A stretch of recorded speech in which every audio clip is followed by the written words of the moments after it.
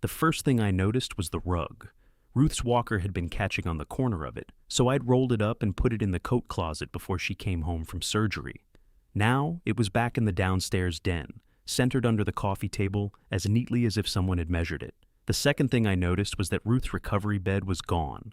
I stood in the doorway holding a white pharmacy bag with her muscle relaxers inside. Gordon Mercer was closing the curtains. Linda had her feet up on Ruth's wedge pillow, drinking tea from the mug Evan gave me on my 60th birthday. "Where's your mother?" I asked. Evan came out of the kitchen too quickly. "Dad, before you get upset, that is a sentence people use when they've already decided your anger is less important than what they did to earn it." He lowered his voice. "We moved Mom upstairs." I looked at the rug again. My mind had snagged on it. Why? Claire's parents need some privacy. Above us, something struck the floor. Then I heard Ruth cry out. Not a scream. Ruth almost never screamed. It was a short, smothered sound, the kind a person makes when pain surprises her, and she doesn't want to inconvenience anybody with it. I dropped the pharmacy bag on the table. 8 days earlier, I had been standing beside her hospital bed while she argued with a nurse about socks. "They're not socks," Ruth said. "They're upholstery." The nurse, whose name was Maribel, pulled another pair of gray non-slip socks from a plastic bag. "These are the Deluxe upholstery. Do they come in leather? Only on the cardiac floor." I liked Maribel. She had a way of refusing nonsense without making you feel foolish for producing it. She held the socks open while Ruth slid her feet inside, moving carefully because every adjustment tugged at the incision in her lower back.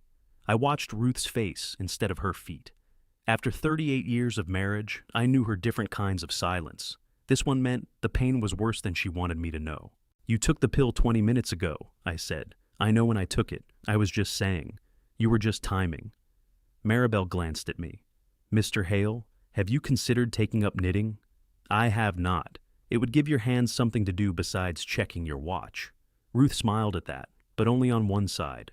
Her surgery had lasted 6 hours. The surgeon had called it successful, which was a word I wanted to take home and put in a locked drawer. Successful didn't mean painless. It didn't mean simple. It meant the hardware was where he wanted it, and Ruth could move both feet when he asked. For 3 years, she had hidden how bad her back was getting. She stopped reaching for high shelves. Then she stopped walking to the corner market. Then she began sitting at the kitchen table while she cooked, scooting between the cutting board and stove like she was playing a slow, miserable game of musical chairs. I adjusted around her because that was what I did. I installed a second railing on the basement stairs, moved heavy pans to waist height, and learned which grocery store had electric carts that didn't make her feel 90. Neither of us said the word surgery until she dropped a casserole dish because her right leg went numb. Now she was coming home with 12 pages of instructions, 7 prescriptions, and a rule against bending, lifting, or twisting. "Basically," Ruth said, "I'm not allowed to do anything that made me useful." Maribel stopped fastening the gate belt around her waist. "You are not useful because you can carry laundry. I'd like that in writing. I'll put it on hospital letterhead." I turned toward the window so they wouldn't see my face. It wasn't crying exactly. My eyes had been doing strange things since the surgery. Hospital air was dry. Evan arrived for discharge 40 minutes late, carrying 2 coffees and an apology. Traffic on Grant was murder. "It's 10:30 on a Wednesday," I said. "They're doing construction. They've been doing construction since you were in college, so you know what I was up against." He handed me a coffee and kissed Ruth on the forehead. Evan was 36 and still had the same uneven smile he'd had at 16, one corner going up before the other, as if part of him had decided to be charming, and the rest was reviewing the proposal. He wore a blue button-down shirt with the sleeves rolled precisely twice. Claire liked him polished. Before her, his idea of formal wear was jeans without paint on them. "How's our patient?" he asked. "Conscious," Ruth said. "Despite your father reading the side effects of every drug aloud, there were interactions. There were possibilities. Possibilities become interactions when you take the pills together." Evan gave me a sympathetic look that annoyed me because I suspected it was meant for both of us. "I told Claire we'll stay the full 2 weeks, he said. No arguments. Ruth blinked. "Here?" "That's usually what staying means, Mom. I thought you meant you'd stop by. We packed bags. Claire's already at the house making soup." I felt a tightness between my shoulders ease. I hadn't asked them to stay. I had considered it. then decided against it because Evan had work and Claire had parents who treated changes in her availability like weather emergencies. You don't need to do that, I said. I know. Those 4 words did more to me than they should have. There is a point in a man's life when his adult son showing up feels like evidence presented to a jury. You remember every time you worked late, every promise you postponed, every hard conversation you turned into a lecture, because lectures had beginnings and endings. Then the son carries his mother's overnight bag without being asked, and you think maybe the verdict won't be as bad as you feared. Getting Ruth into the house took 23 minutes. I knew because I timed that too. We had 5 front steps, each one familiar to us until Ruth had to lift her foot onto it without twisting. Then they became a mountain range. I stood behind her with the gate belt while Evan stayed 1 step above, talking her through the movement. Left foot first, he said. I've owned these feet longer than you've been alive. And yet Dad labeled your shoes. I labeled them medication slippers, I said. Evan looked down. There are medication slippers? The blue ones have better traction for nighttime. Ruth paused on the 3rd step and started laughing. It hurt, so the laugh turned into a wince, which made Evan laugh, which made me tell both of them to stop moving. Claire opened the front door before I could reach for my key. She had pulled her dark hair into a loose knot and was wearing one of Ruth's old aprons over cream-colored pants no sane person would wear while making soup. "Welcome home," she said. The house smelled like chicken, thyme, and the lemon cleaner Claire used whenever she wanted a room to feel officially improved. She hugged Ruth carefully, then held her at arm's length. "You look amazing. I look drugged. You can be both." That was Claire at her best. Quick, warm, attentive. It was easy to understand why Evan had fallen for her. It was also easy to forget that her warmth came with a thermostat.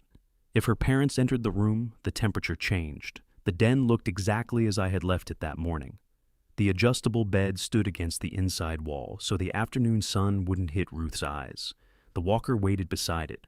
On the end table were tissues, water, lip balm, chargers, and a small brass bell I'd found in the basement. Ruth picked it up. "You expect me to ring for you? It carries better than yelling." Martin. "What? If I ring this thing, you have permission to smother me with a pillow." Claire laughed. Evan didn't. He was examining the room with his hands on his hips. "What?" I asked. "Nothing. It's good."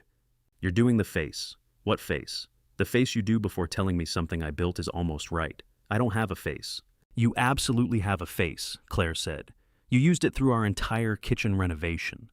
Evan pointed at the path between the bed and bathroom. "I just wonder if the chair should move, in case she comes through here at night." "It's 34 inches, I said. He looked at me. "The clearance?" "You measured?" "Of course I measured." Ruth lowered herself onto the bed. "Your father measured me too. Apparently I'm 21 inches wide when annoyed." 22 with the robe, I said. She leaned back against the pillows, exhausted but home. And for a little while, the room settled around us. The first 2 days went better than I expected. That should have worried me. Evan handled the morning exercises. Claire cooked. I kept track of medication and cleaned things that were already clean. Ruth slept in short stretches and woke with her sense of humor mostly intact. On the 3rd afternoon, Claire's mother called while we were eating soup. Claire glanced at the screen, silenced it, and put the phone face down. It rang again before she took another spoonful. "You should answer," Ruth said. "It's fine." The phone stopped. Then Evans began. He looked at Claire. She stared into her soup. "Is something wrong?" I asked. "No," Claire said too fast. Evan got up and took the call in the hallway.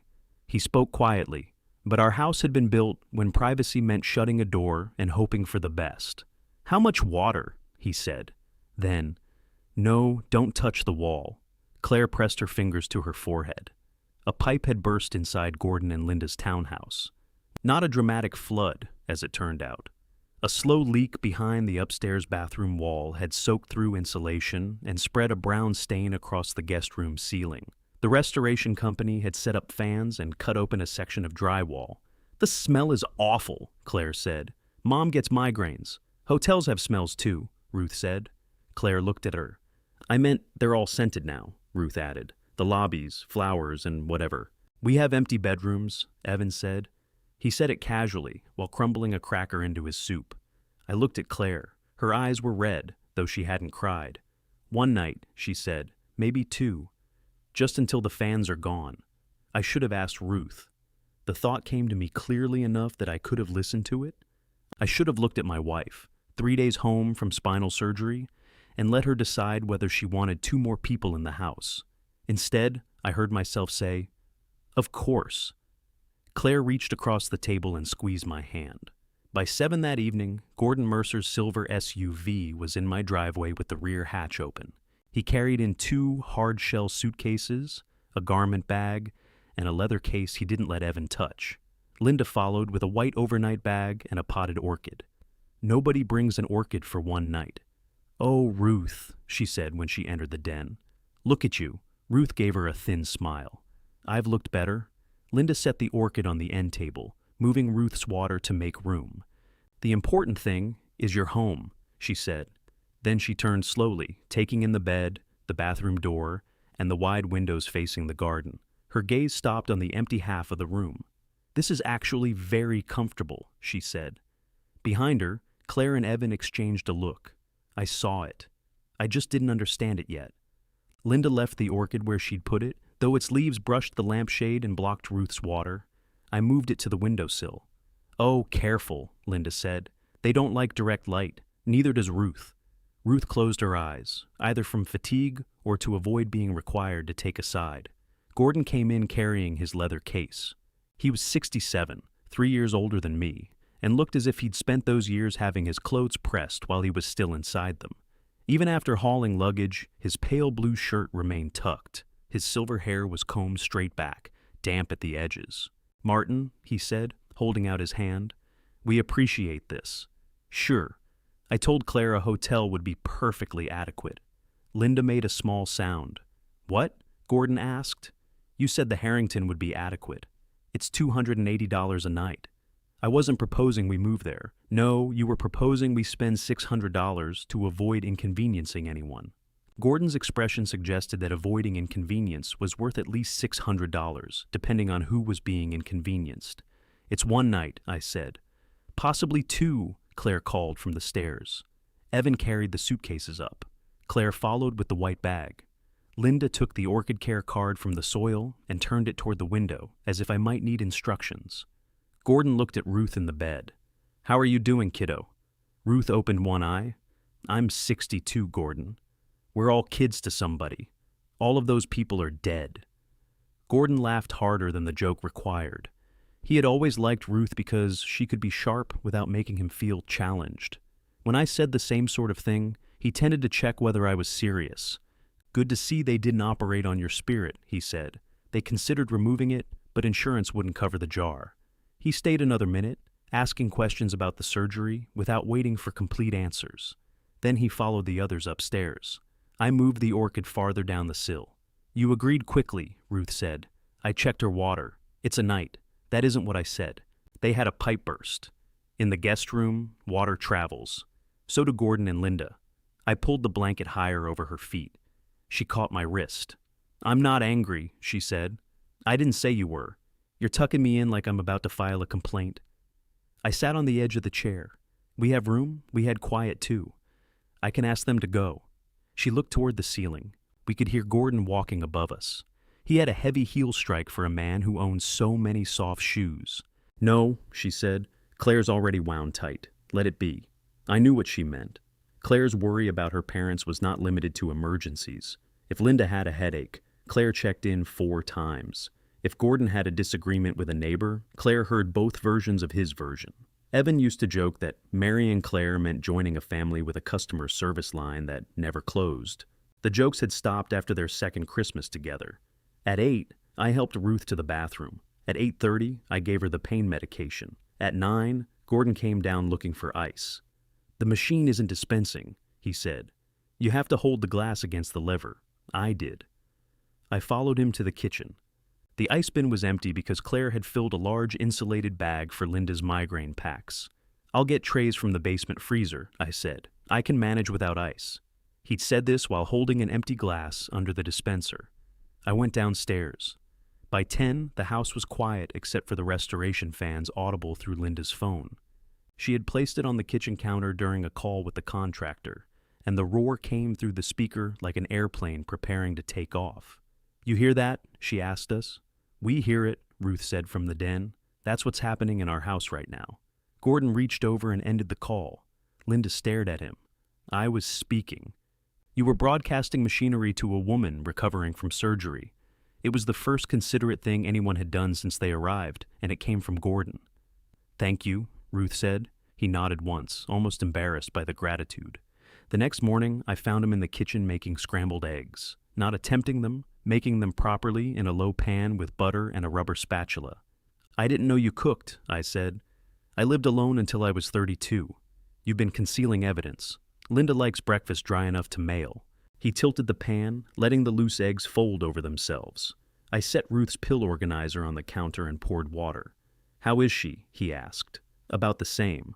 I meant Ruth. "So did I." He glanced toward the den. "Must be difficult. It's not easy. My brother had back surgery. Took a year before he felt normal." "A year?" That's what he claimed. He also claimed he could predict rain with his scar, so allow for personality. I smiled despite myself.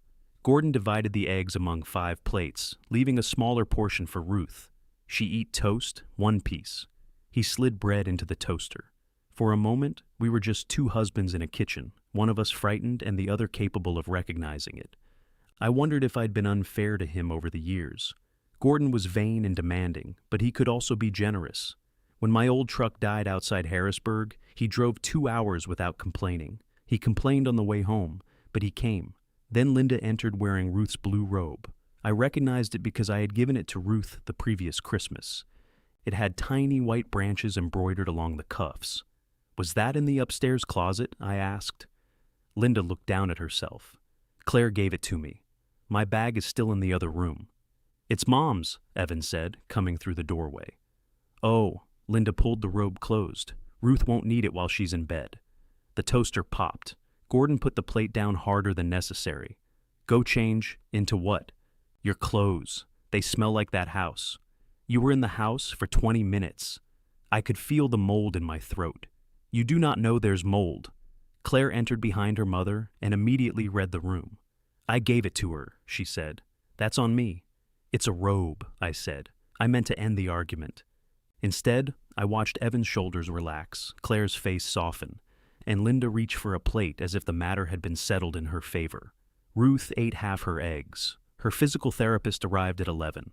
Tasha was a compact woman in bright red sneakers who carried no visible sympathy and believed chairs were for exercises, not sitting. "Company?" she asked when she saw the shoes in the hall. "Refugees," Gordon called from the dining room. "From what?" "Residential plumbing." Tasha nodded as though she saw survivors of residential plumbing every day. She watched Ruth walk from the bed to the doorway and back. Ruth moved slowly, gripping the walker hard enough that the tendons stood out in her hands. "You're leaning right," Tasha said. "I've always had conservative tendencies. Your body doesn't vote, again." Linda sat on the couch, checking her phone. Claire perched beside her. Gordon had spread papers across the dining table, and Evan was on his laptop at the kitchen island. Each time Ruth turned, she had an audience. On her third pass, her left foot dragged. Tasha stopped her. "What changed?" "Nothing. That was a lie." "Try another answer." Ruth looked at the room. Too many people. Tasha turned around. "Everybody out." Linda looked up. "We're not bothering her. You are now. I'm her sister-in-law. Your furniture until my session is over, and I need less furniture." Gordon gathered his papers without argument. Evan shut his laptop. Claire helped Linda stand, whispering something I didn't catch. I remained. Tasha pointed at me. "You too. I assist. You hover." "I know the exercises." "Wonderful. Go perform them in the kitchen." Ruth covered her mouth, but I saw the smile. I went.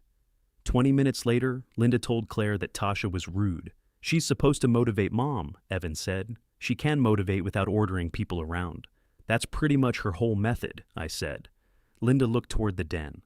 "It isn't healthy for Ruth to be treated like an invalid." The comment sat there.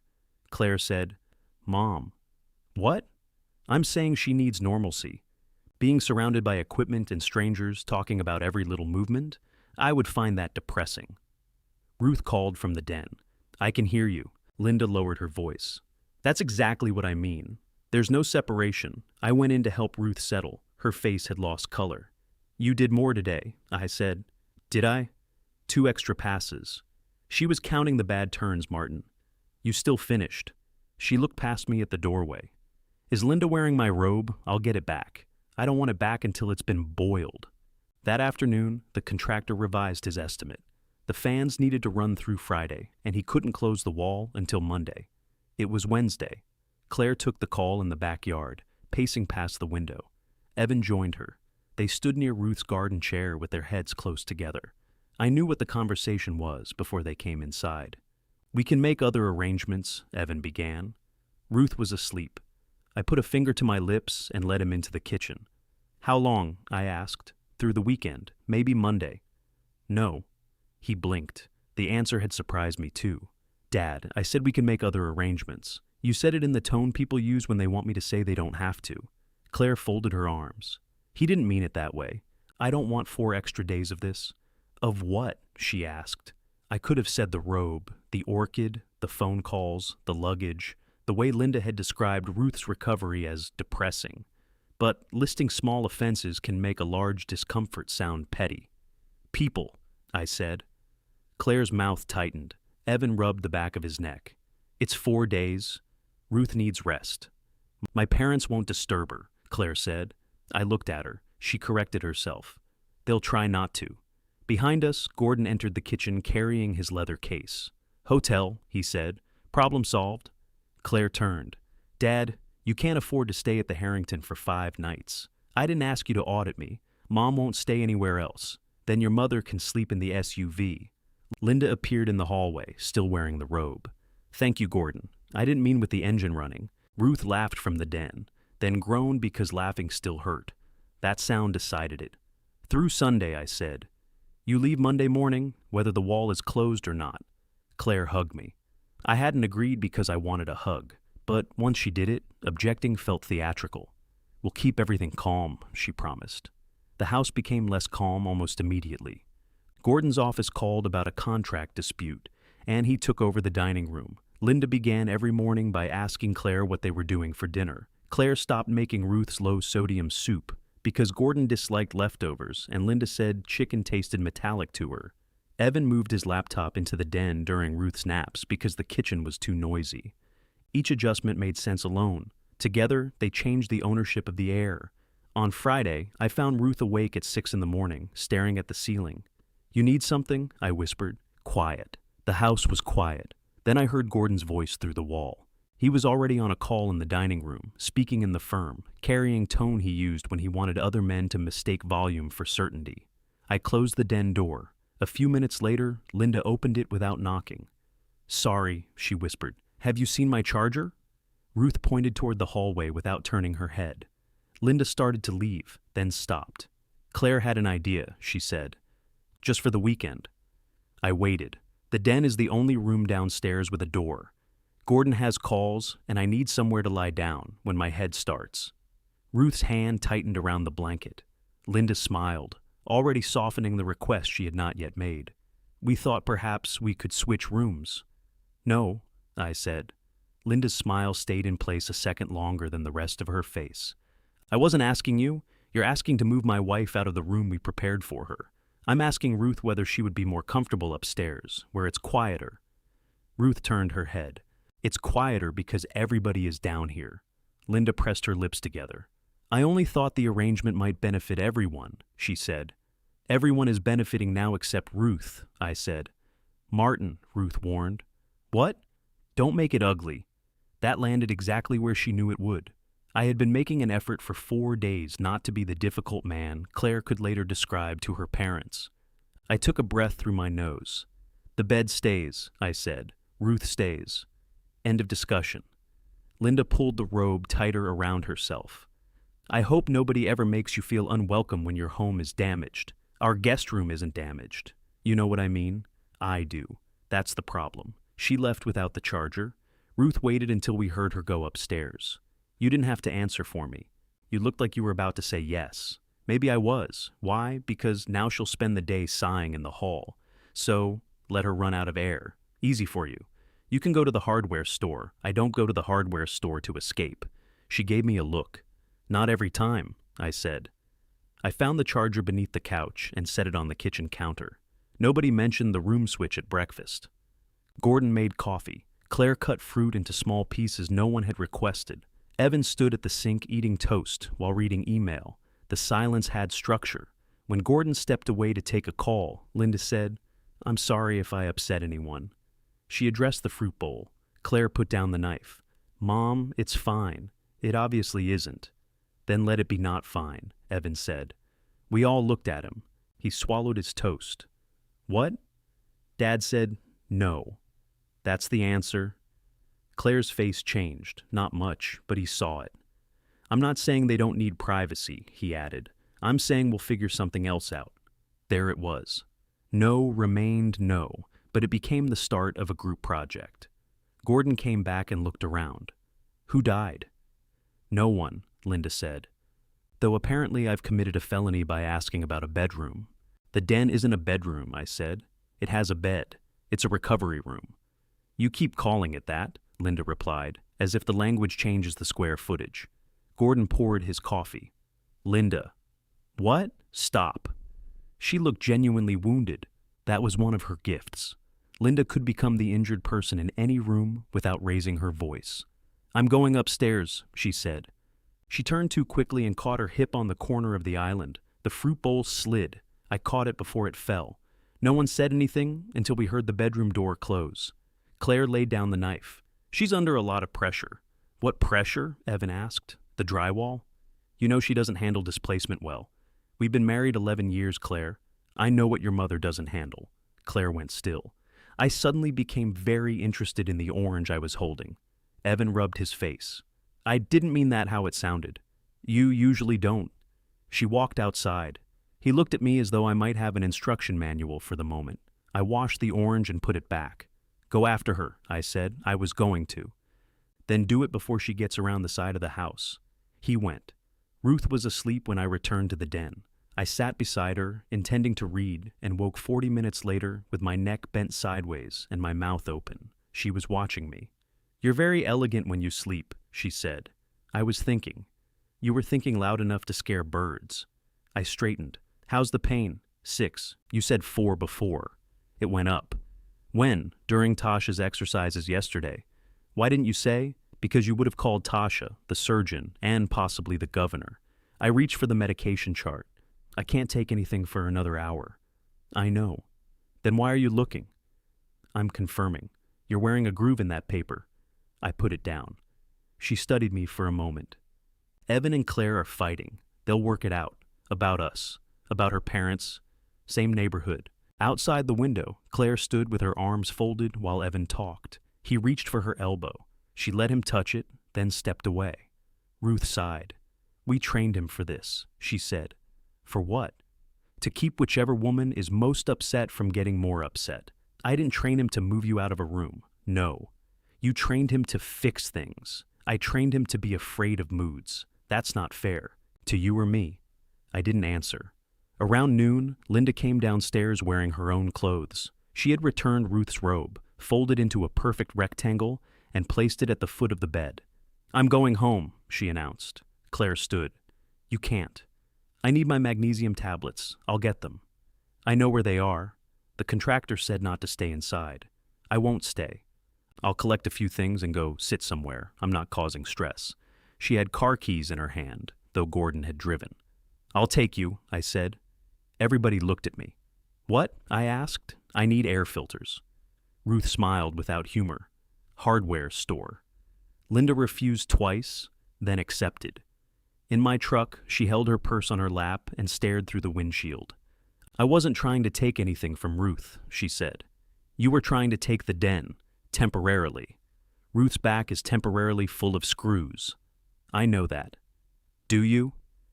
She turned toward the side window. I regretted the question, though I didn't withdraw it. At the townhouse, industrial fans pushed hot air through plastic tubes running out the front door. The place smelled of wet plaster, warm carpet, and the sharp chemical odor of cut wood. A section of the upstairs hallway wall had been opened between studs. Linda stood below it with one hand over her mouth. "I told them that room was damp," she said. Looks like you were right. Gordon said I was imagining it. There was no triumph in her voice. She went into the main bedroom while I waited in the hall. On the dresser, framed photographs stood in rows, most of them showing Claire with one or both parents. Evan appeared at the edges of a few. In one picture from our joint anniversary dinner, Ruth and I were visible only in the mirror behind the group. Linda came out with a canvas bag. I know you think I'm ridiculous. I think you're difficult. She gave a short laugh. That's at least specific. I carried the bag downstairs. Before we left, she stopped beside the open wall. My mother lost her house when I was 23, she said. Fire. Nobody was hurt, but she never slept properly again. Every hotel room, every visit, she arranged her shoes by the door. I waited. When I can't settle somewhere, I feel like something bad is waiting for me. It was the closest Linda had ever come to offering an explanation that wasn't also a demand. I'm sorry, I said. So you understand. I understand why you're uncomfortable. She looked relieved. It doesn't mean you get Ruth's room. The relief disappeared. On the drive back, we spoke about air filters. That evening, Linda brought Ruth tea without being asked. She returned the orchid to the far end of the sill and apologized for moving her water. Ruth thanked her. Their voices were careful, almost formal. At dinner, Gordon complimented Claire's baked chicken. Evan opened a bottle of wine. Ruth sat with us for 12 minutes before the dining chair became too painful. We treated the 12 minutes like a success. For 1 hour, the house felt almost normal. Then Ruth's right knee buckled on the way back to bed. I had the gate belt. I was standing behind her. Still, when her weight dropped, instinct took over, and I grabbed under her arms instead of guiding her down. Pain shot through my shoulder. Damn it, Ruth gasped. Evan caught the walker before it tipped. Gordon pulled the dining chair closer, and together we lowered her onto it. Did she fall? Claire rushed in. No, I said. My leg quit, Ruth said. You didn't fall, I noticed. My shoulder burned down to the elbow. I tried rotating it and stopped when the room tilted. Evan saw. You hurt yourself. I pulled something. Dad, I'm fine. He laughed once angrily. Of course you are. Tasha had warned me about this exact mistake. Use the belt. Keep my back straight. Never try to catch Ruth's full weight. I had nodded, while privately assuming I would be strong enough. Gordon crouched beside Ruth. Can you move your foot? She did. Linda brought the wedge pillow from the den and placed it behind Ruth's back. Her hands were steady. Claire got ice from my shoulder. Evan called the after-hours nurse despite my objections. For the next half hour, they were useful. All of them. That was what made what followed possible. The next morning, my arm could move, but lifting it above my chest produced a sharp warning. Evan helped Ruth wash and dress. Claire brought me coffee and ibuprofen. We need a better plan, Evan said. We have a plan. You almost dropped her. I didn't. Because 4 people were standing there. Ruth sat on the bed, quiet. Evan lowered his voice. What happens Tuesday when we're gone? I manage. He looked at my shoulder. I hated the fear behind his expression because it resembled my own. Claire sat beside Ruth. Upstairs, the bed would be closer to the main bathroom, and Mom's bedroom is right across the hall. Your mother leaves Monday, I said. I only mean there would be more space for someone to stay overnight if needed. No. Ruth touched my hand. Let's not do this now. That afternoon, her muscle relaxer prescription changed. The pharmacy said it would be ready by 4. Evan offered to go, but he was helping Gordon with a video call, and I wanted 20 minutes outside the house. Before I left, Ruth was resting in the den. The bed was against the inside wall. Her walker stood beside it. The rug remained rolled in the closet. You need anything? I asked. A husband who asks me a different question. I'll see what the pharmacy has. She smiled. Drive carefully. When I came back, the rug was under the coffee table. The bed was upstairs. After I dropped the pharmacy bag and heard Ruth cry out, I took the stairs 2 at a time. She was halfway between the bathroom and the bedroom, one hand gripping the railing, the other pressed against her back. Claire stood below her. Evan had left the walker at the top landing, beyond Ruth's reach. Don't move, I said. Ruth's face was wet. I was trying to get to the bathroom. Why didn't you call? My phone's downstairs. I looked at Evan. He stood behind me on the steps. Dad, we can explain. Bring me the gate belt. Listen, bring me the damn belt. He went. Ruth leaned her forehead against the wall. I said it would be all right, she whispered. I put my good arm around her waist. No, I said. You said they could move you. Those aren't the same thing. Evan returned with the gate belt. I made him fasten it around Ruth while I kept her steady. Not over the incision, I said. I know, then move it down. He moved it. Claire stood 2 steps below, holding her hands out as if Ruth might roll toward her. We should call someone. We need to get her to the landing, I said. What if she damaged something? She needs to sit before anything else. Ruth breathed through her teeth. I'm still in the conversation. I know, I said. Then stopped discussing me like a piano on a staircase. Evan and I each took one side.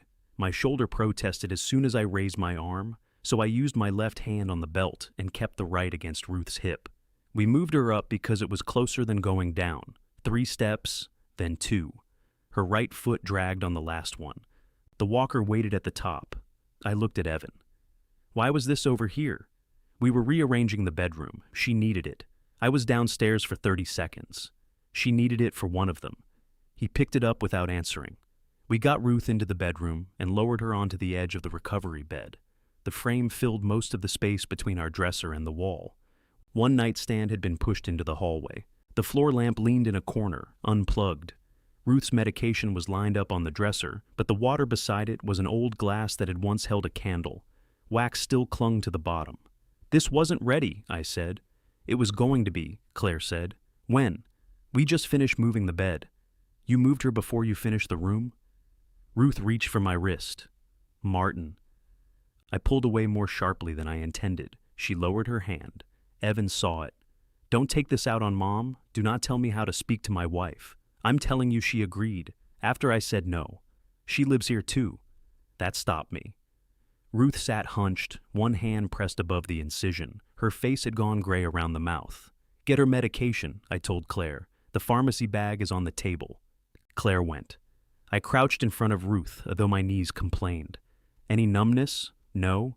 Feet tingling? No. Can you lift the right one? She lifted it 1/2 inch. That's less than this morning. I'm tired. We're calling the nurse. She closed her eyes. Fine. Behind me, Evan let out a breath, as if this proved his position. I stood. Now move the bed back. Dad, that's not happening tonight. It happened while I was gone 40 minutes. The frame had to be disconnected. Gordon and I carried it in sections, then disconnected. Your shoulder is none of your concern. It became my concern when you almost dropped Mom. And you solved that by putting her up a flight of stairs?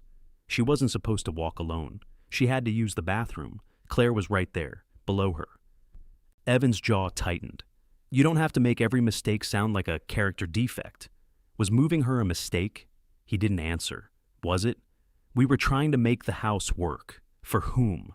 He looked toward the hallway, where Gordon stood with his leather case at his side. Gordon's face was unreadable. For everybody, he said.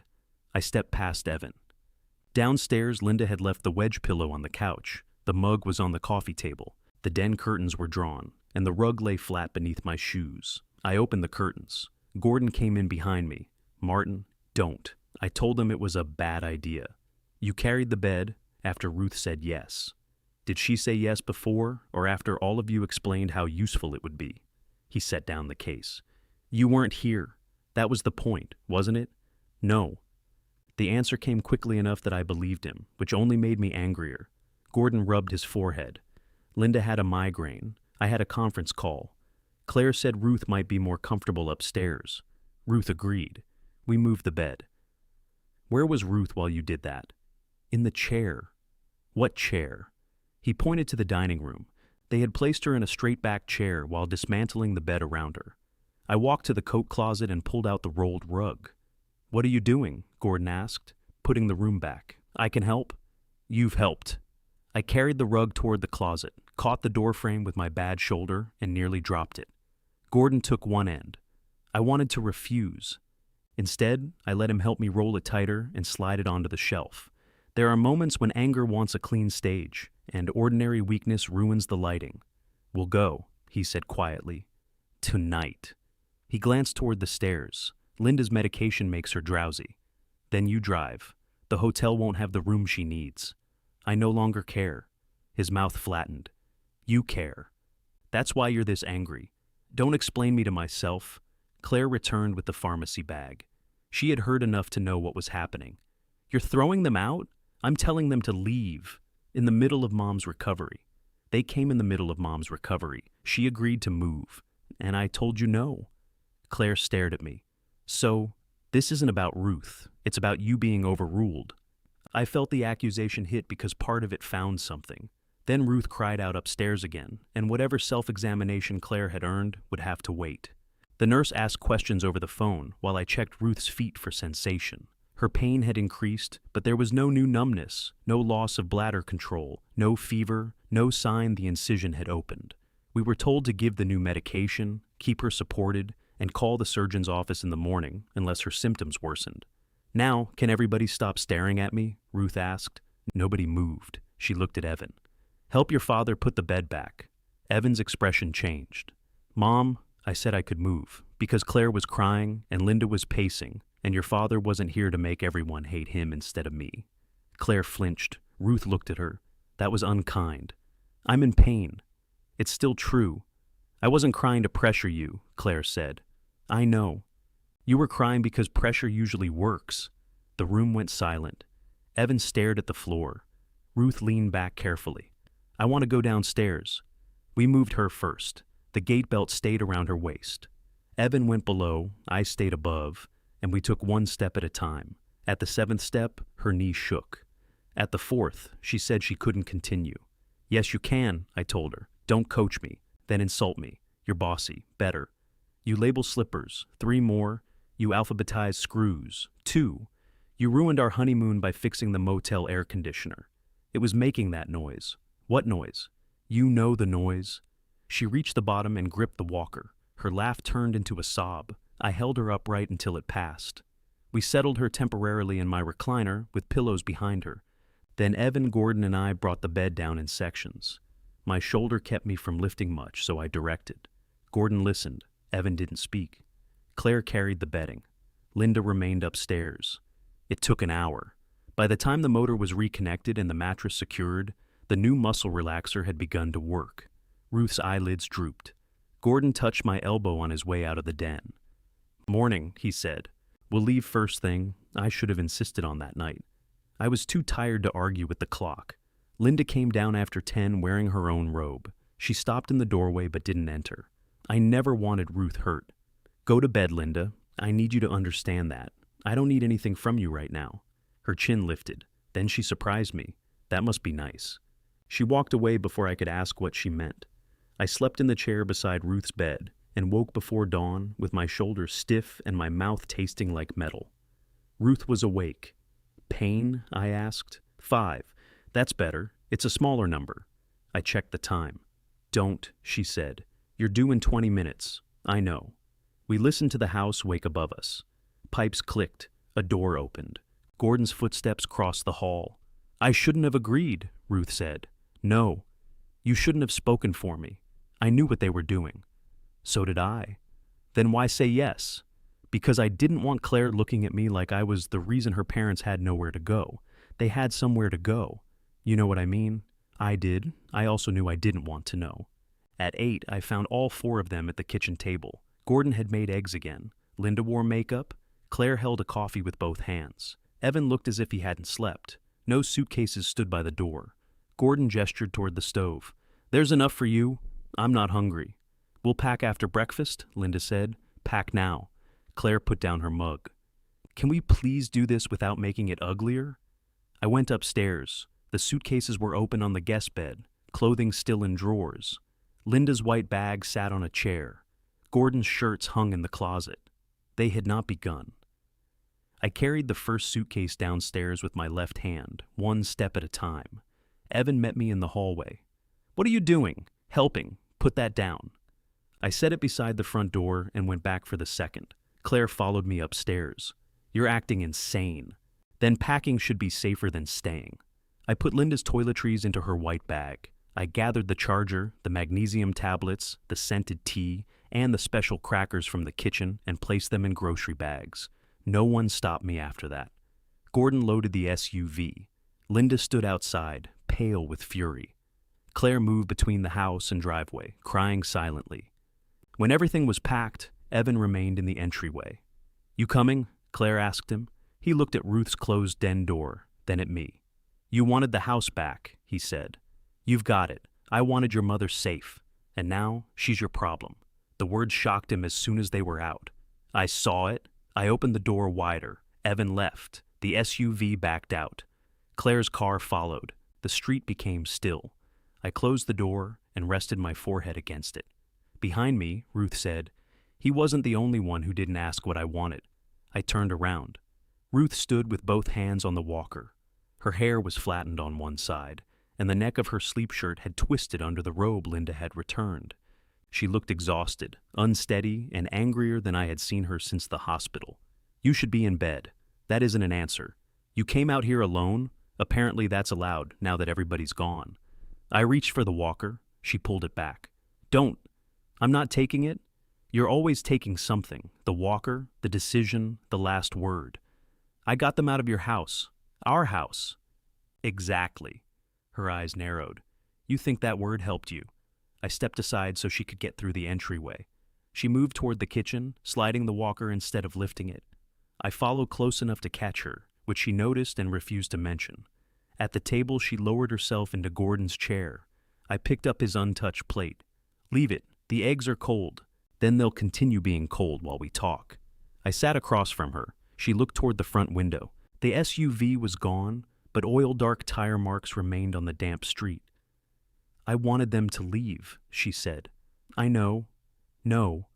You knew what you wanted. It was the same thing. That doesn't make it yours to do. What should I have done? Taken a vote? You could have asked me how I wanted it handled. You were drugged and in pain. I was conscious. You agreed to let them move your bed. Her face tightened. There it is. There what is. The reason you decided my judgment no longer counted. I decided their pressure didn't count, and then you replaced it with yours. I stood and carried the plate to the sink. Behind me, Ruth said, Turning your back is not calm. I'm clearing the table. You're hiding in the dishes. I put the plate down harder than I meant to. Our son put you upstairs and left your walker across the landing. His wife put her parents' comfort ahead of your safety. Linda was sitting on the pillow. You need to keep your spine aligned. And when I said leave, all four of them sat down and ate breakfast. I was here. Then why are you talking like I invented it? Because you don't get to use what happened to me as permission to become a different problem. The faucet dripped once. I had spent years repairing that faucet and never managed to stop the last drop. Ruth pressed a hand to her back. I needed Evan to understand why he had to leave. Instead, you made him understand that you were throwing him out. He's 36. If he needs a seminar on staircases, I can draw pictures. And there you are. Where? Being funny so you don't have to hear me. I hear you. You're waiting for your turn. I looked at her. She pushed back from the table, then stopped because she couldn't twist far enough to see behind the chair. I moved it. Thank you, she said, in the cold voice people use with strangers holding elevators. She made it halfway to the den before her right leg began to shake. Let me help. No. You can be angry sitting down. I have been sitting down for 10 days. The leg shook harder. I put my hand on the gate belt she was still wearing. She slapped it away. Not hard. She couldn't reach me properly. The humiliation on her face hurt more than the contact. Then her knee softened. I caught the belt with my left hand and guided her toward the couch. My shoulder lit up anyway. We landed badly, Ruth half-seated against me, the walker trapped sideways between my shoes. Damn it, Martin. I had you. You had me wrong. You were falling. Because I was trying to get away from you helping. We stayed there breathing. The brass bell sat on the end table, gleaming in the morning light. Ruth reached for it and rang once. The sound was bright and ridiculous. There, she said. Now you have permission. I laughed before I could stop myself. She did too, then winced and pressed both hands to her back. I hate you, she whispered. I know. No, you don't. I helped her into bed. At 9, I called the surgeon's office. At 9:10, I called again because the first person transferred me to a voicemail box. At 9:15, Ruth told me she would throw the phone through the window if I used the phrase post-operative event one more time. The nurse finally called back at 10. She recommended rest, ice, and monitoring. Ruth's increased pain was likely muscular. We were to watch for numbness, weakness that did not improve, fever, or changes around the incision. So, everything you already knew, Ruth said after I hung up. Confirmation matters. Confirmation is your favorite religion. Tasha arrived at 11 and spotted the problem before she took off her jacket. What did you do to your shoulder? Pulled it. Doing what? Assisting, Ruth said. He tried to catch me with his ego. Tasha pointed at a dining chair. Sit. I'm not the patient. You're about to be. She made me lift my arm, rotate it, and push against her hand. I could do most of it until she pressed above the joint. I flinched. Strain, she said. Maybe worse. Get it looked at if it doesn't improve. It'll improve. She turned to Ruth. How long has he been like this? Since birth, I assume. Tasha listened to the story of the stairs without changing expression. When Ruth finished, she checked the incision, tested both legs, and made her walk 6 feet. Ruth's right foot dragged twice. No exercises today, Tasha said. That bad? I asked. That tired. Her body isn't a machine you test until the noise comes back. I know that. No, you know machines, she faced us both. Who is helping this week? I am, I said. With one functioning arm, it functions. Poorly. Ruth looked at the ceiling. Tasha asked, Who's the backup? Neither of us answered. Call someone. We don't need, she raised one finger. I stopped. There are 2 of you in this room, she said. One cannot bend, lift, or twist. The other believes anatomy is a personal challenge. Call someone.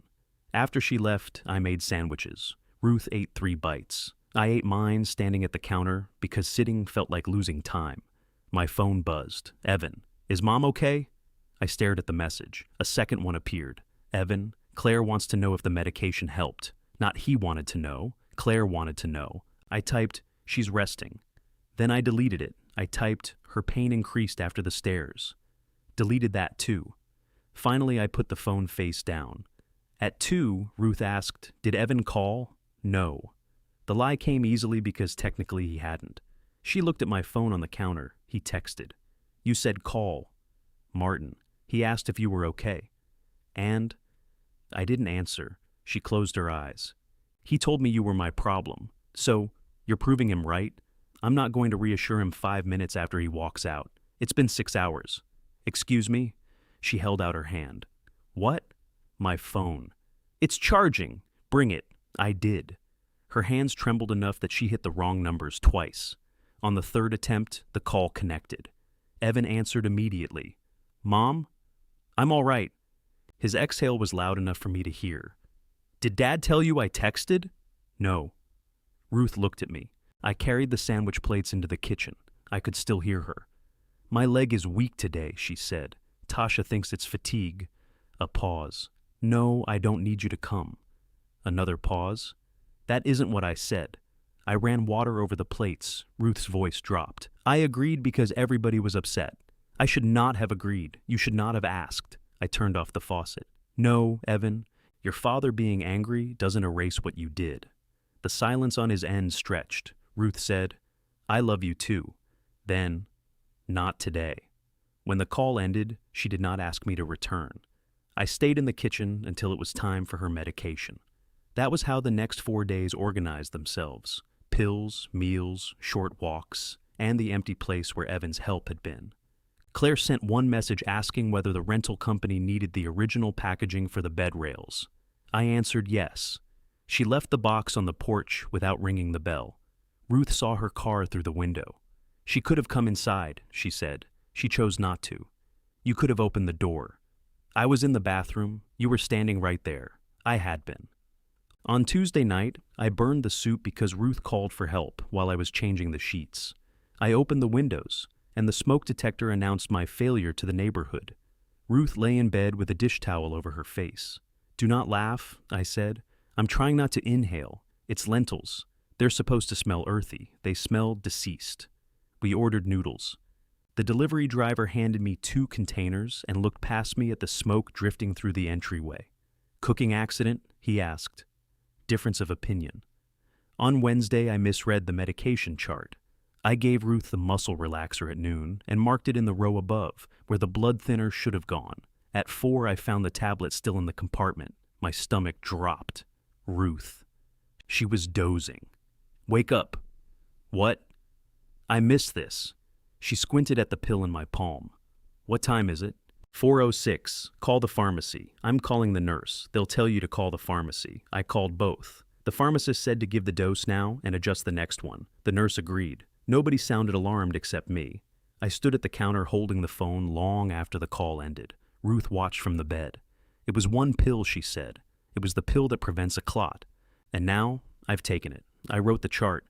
You're tired. That isn't an excuse. No, it's a condition. I checked the other compartments, then checked the written instructions, then checked both again. Ruth said my name softly. I kept checking. Martin. What? You wanted the house back because you believed you could keep me safer than they did. I put the pill organizer down. I can. That isn't what I asked. The brass bell was within her reach, but she didn't ring it. She simply waited. I pulled out the chair beside her bed and sat. For the first time since the SUV left, I had nothing useful in my hands. I thought I could do this, I said. Ruth's face softened, which irritated me more than if she had agreed. You can do it, she said. That's not the same as doing it alone. I've handled harder things. There. That sentence. What about it? You keep comparing life to a contest nobody else entered. I looked toward the kitchen. Smoke had left a gray film on the light over the stove. I could see it from the chair now that I had nothing else to inspect. When the boiler failed at Mercer Street, I said, we had 96 apartments without heat in January. I stayed awake 31 hours, and you told that story at dinner for 10 years, because we got the heat back. Did you repair a boiler by yourself? No. Did you manufacture the parts? I know what you're doing. Did you dig the gas line with your teeth? I leaned back. My shoulder objected. There were 6 of us, I said. 6. I was supervising. Of course you were. She reached for her water. I moved to hand it to her, then stopped. It was within reach. She saw me stop. That looked painful, she said. It was unbearable. She drank. The phone remained on the table beside the medication chart. I had the urge to call the pharmacy again and ask a different person the same question. Instead, I folded my hands. Who do you want to call? I asked. For help? Yes. Marcy? I groaned. You asked. Marcy thinks refrigerators are a conspiracy. She thinks smart refrigerators are a conspiracy. She unplugged ours at the 4th of July party. It was beeping. The door was open. Then it had made its point.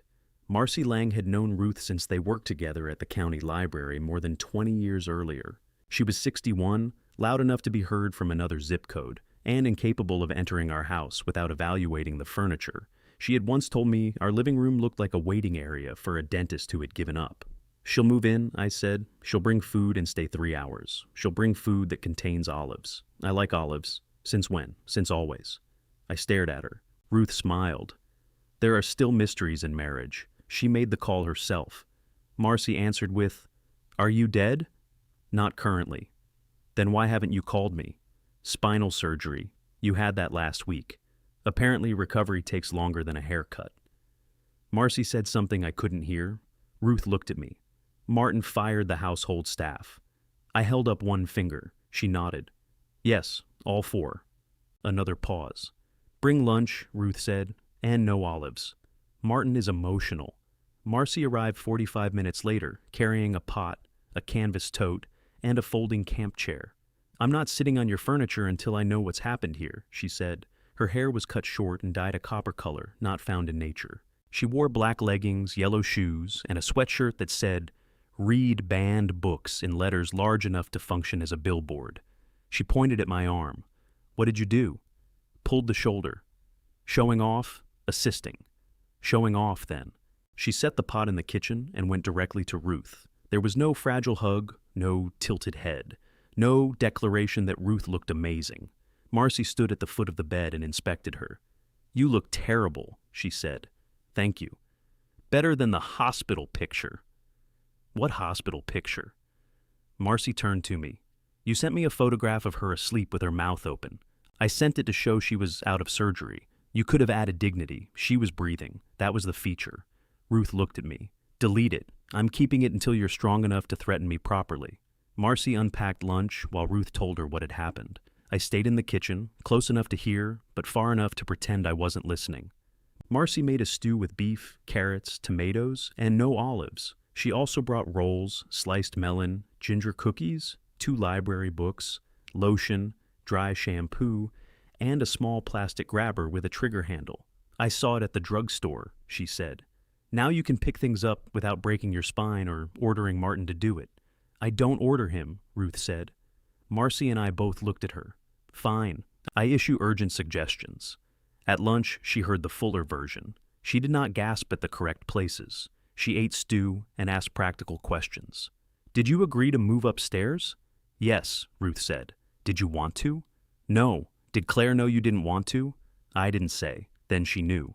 Ruth frowned. That's convenient. It's accurate.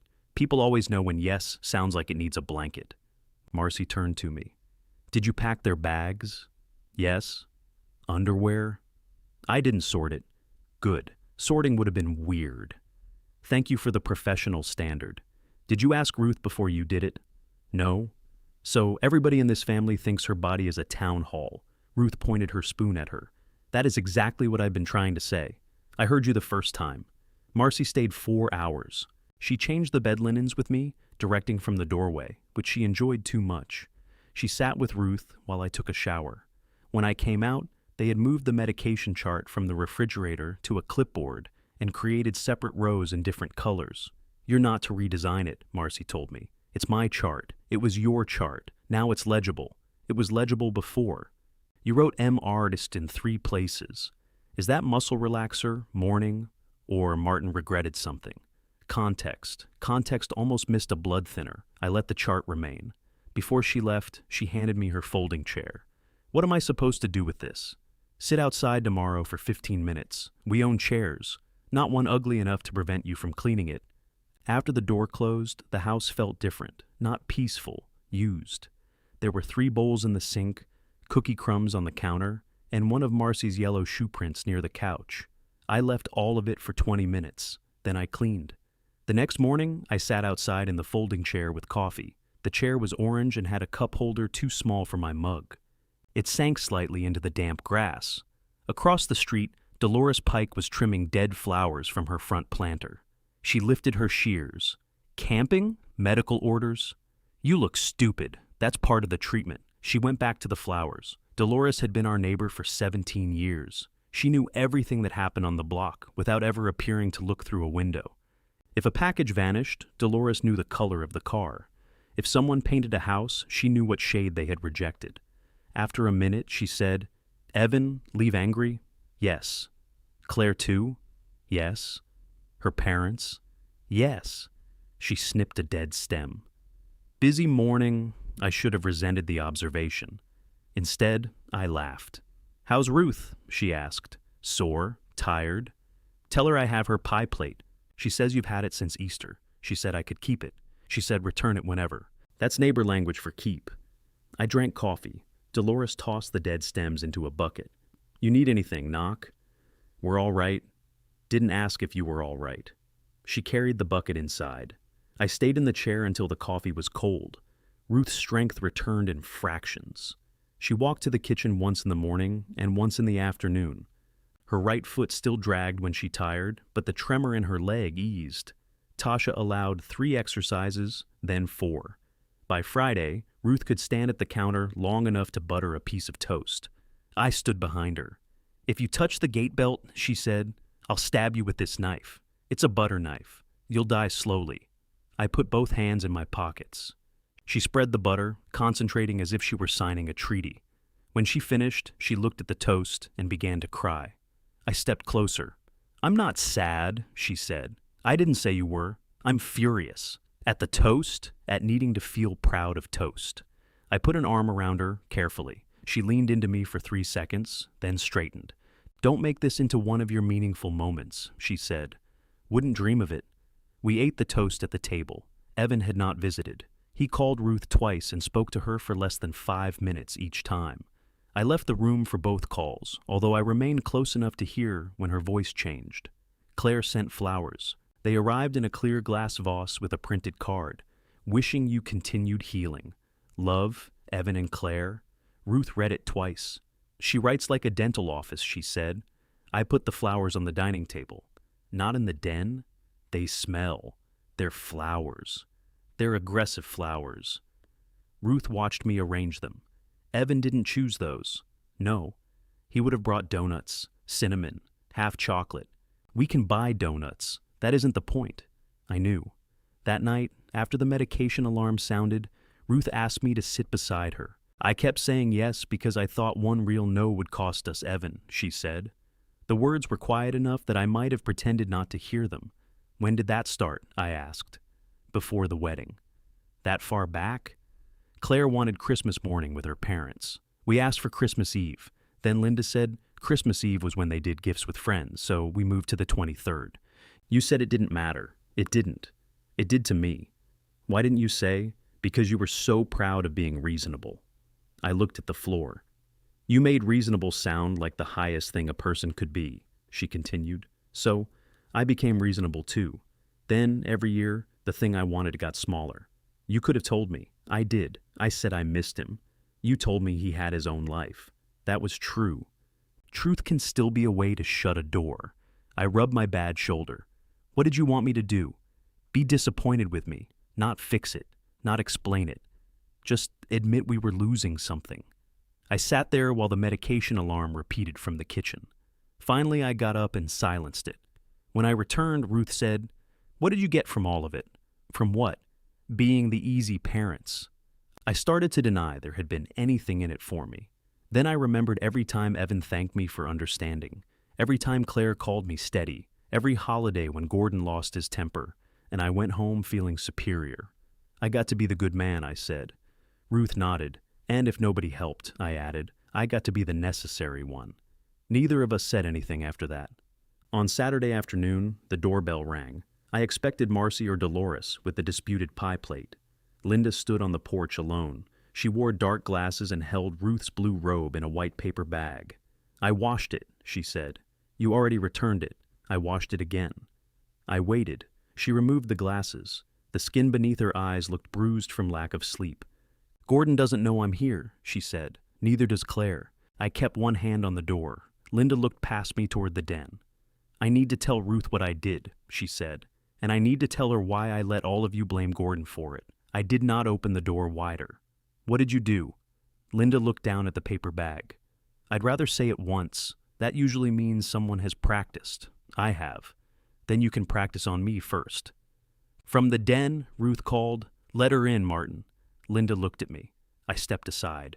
She entered without her usual cloud of perfume. Her hair was pulled back in a plain clip, and she wore flat shoes I had never seen. Without the dark glasses and careful clothes, she looked older, not weaker, just less edited. Ruth was sitting in the recliner with the walker in front of her.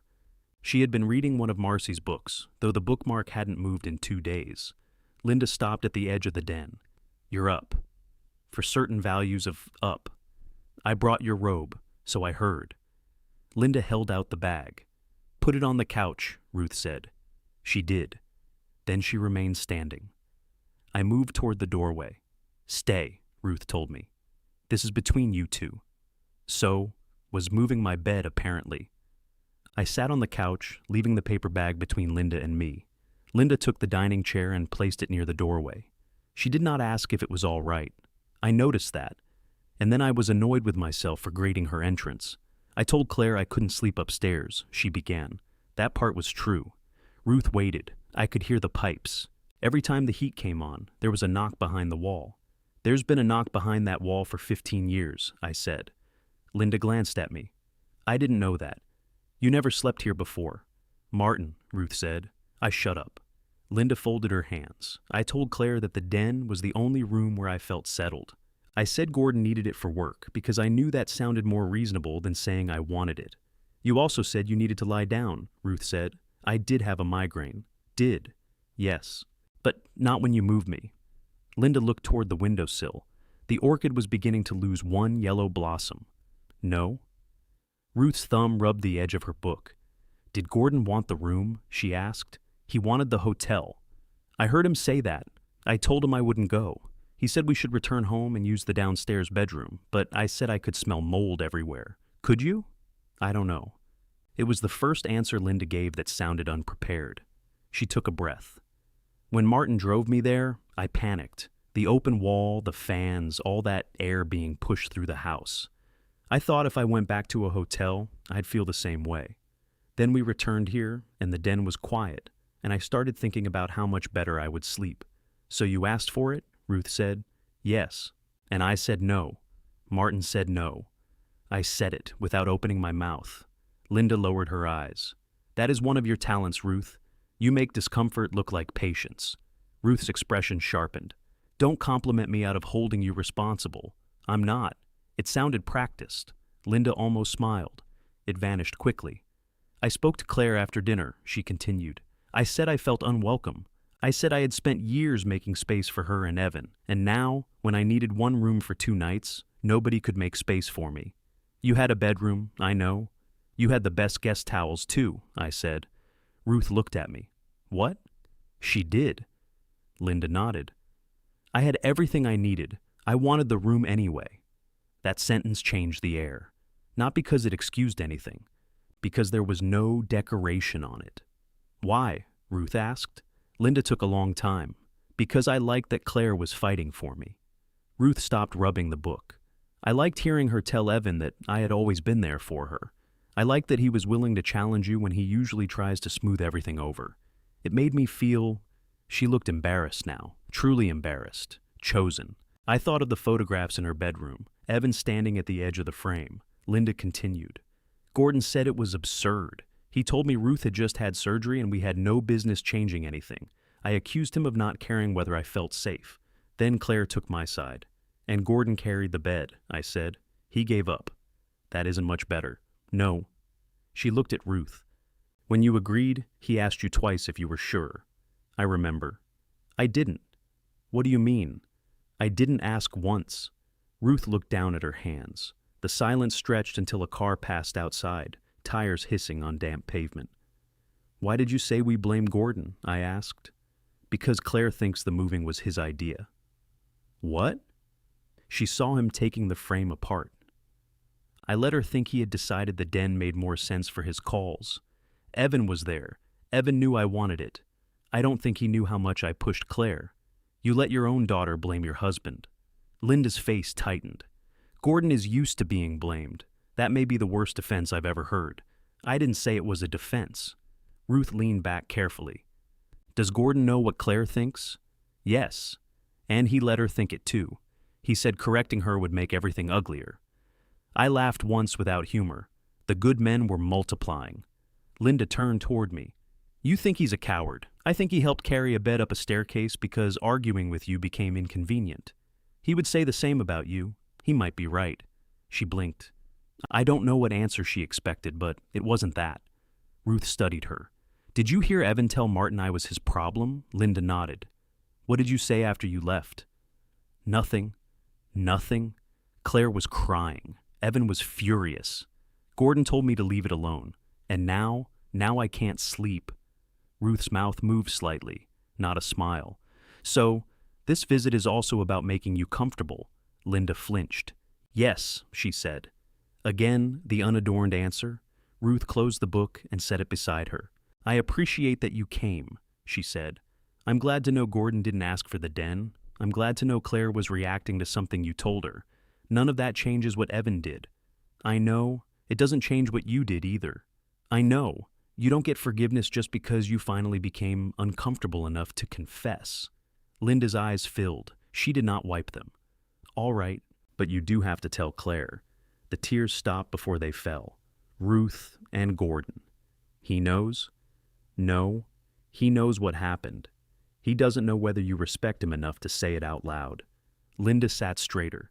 You don't understand my marriage. No, I understand mine. That's enough work. I looked at Ruth. Her voice remained steady. You came here because telling me was difficult but safe, she said. You know I won't scream. You know Martin won't insult you past the point of repair. You know we've spent years making it easy for everyone to come back. Linda glanced at me. Ruth continued. Tell the people who might actually punish you. That sounds like punishment. It's a consequence. The distinction hung between them. Linda rose. I am sorry. I believe you. I'm sorry I moved your water. I'm sorry about the robe. I'm sorry I asked for that room after you said no. And I'm sorry I watched them carry your bed upstairs. Ruth's face changed at the last sentence. You watched? From the dining room? And what was I doing? You were sitting beside me, in the hard chair. Yes. Did I say anything? You kept telling Evan where the release levers were. Ruth turned her face toward the window. I imagined it, her directing them through the dismantling of her own recovery room, because being useful was easier than objecting. Linda picked up her dark glasses. I'll tell them, she said. When? Tonight? Ruth looked back. Thank you. I walked Linda to the door. Before she stepped outside, she said, Claire is going to believe you put me up to this. I didn't know you were coming. That won't matter. It should. Linda put on her glasses. You still think should is a tool? She left. I closed the door and returned to the den. Ruth had picked up her book, though she wasn't reading. Well, I said. Well, Gordon didn't want the room, I heard. Claire didn't know the whole story. I heard that too. Evan did know you needed the den. She lowered the book. What are you trying to prove? I'm not proving anything. You're arranging blame. I'm trying to understand what happened. No. You're trying to identify the cleanest villain. I sat in the chair beside her. Linda came here and admitted she manipulated Claire. Yes, that matters. It does. But if you use her confession like a wrench to tighten Evan into the position you want, he'll resist until the threads strip. I looked at her. You're welcome, she said. For what? The machine metaphor. Despite myself, I laughed. That evening, Evan called at 7:12. My phone rang first. I watched his name on the screen until it stopped. Then it rang again. Ruth said, Answer. He can call you. He is calling you. I picked up. Did you tell Linda to come over? He asked. No, hello. No question about Ruth. No. She says you didn't, but Claire thinks... I don't care what Claire thinks. That's convenient. What do you want, Evan? I want to know why you and Mom couldn't leave this alone for 1 week. I looked at Ruth. She held out her hand for the phone. I gave it to her. Your father didn't ask Linda to come, she said. Neither did I. Evan's voice carried through the speaker. Mom, I know, but Claire is wrecked right now. Why? Her parents are fighting. Gordon left. I sat forward. Left where? Ruth asked. He went to a hotel. What happened to the townhouse? It's dry enough to stay there. Linda went back alone. Ruth closed her eyes. Evan kept talking. Claire says Dad forced this whole thing into some kind of loyalty test. Ruth opened her eyes and looked at me. Your father packed the bags, she said. Your mother-in-law lied. Your father-in-law went along with her. You moved my bed. Claire pushed for it. I agreed when I didn't want to. That is not one thing, Evan. Silence. You're making it sound calculated, he said. I'm making it sound shared. I was trying to help. You keep saying that like intention is a receipt you can return damage with. His voice sharpened. So what do you want from me? I want you to tell me what you thought would happen after you put me upstairs. I thought you'd rest. With no walker, that was 30 seconds. What did you think would happen the next morning? We would help you. And after you left Monday? Another silence. We would have figured it out. We? You and Dad. Ruth's hand tightened around the phone. There it was, spoken plainly. The strongest people would absorb the result. They always had. Ruth handed the phone back to me. I'm tired, she said. Evan was still saying her name. I lifted the phone. She needs to rest. Dad, wait.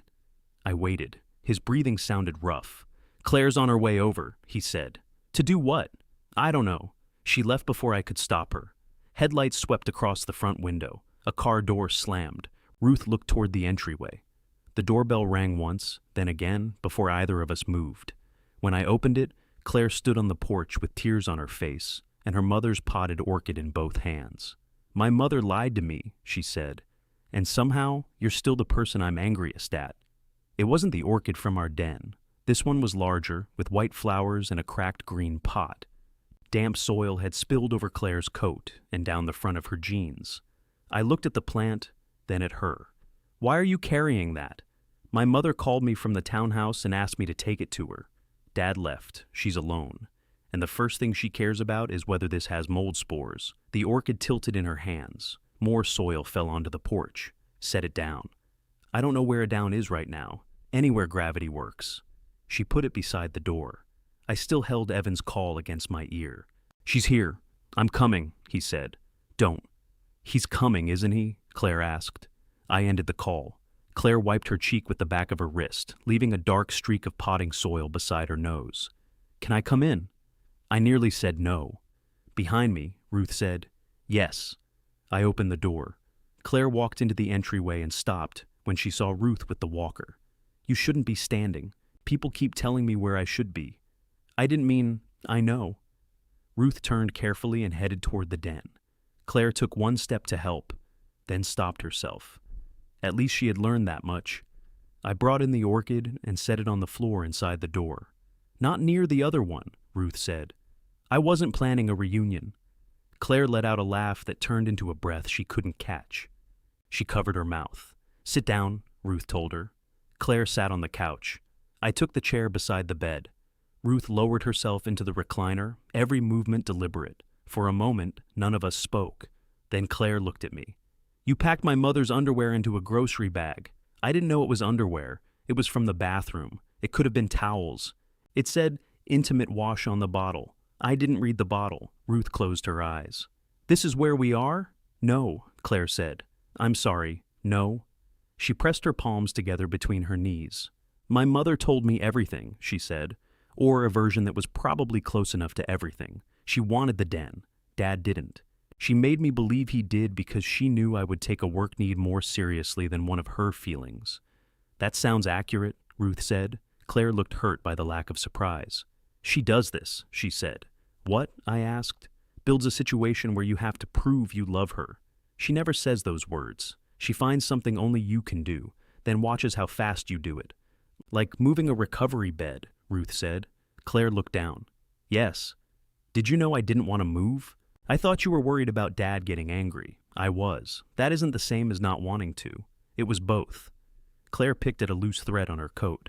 "When I asked if you'd be more comfortable upstairs, you said maybe." I said, "Maybe it would stop everybody discussing me in the kitchen." "I thought you were making a joke." "I was. It wasn't a yes. No." The word came quietly. Ruth's foot shifted against the carpet. "Would you have moved your mother 3 days after spinal surgery?" Claire's eyes filled again. "No." "Why me?" Claire looked toward me, then back at Ruth. "Because I thought you'd forgive us."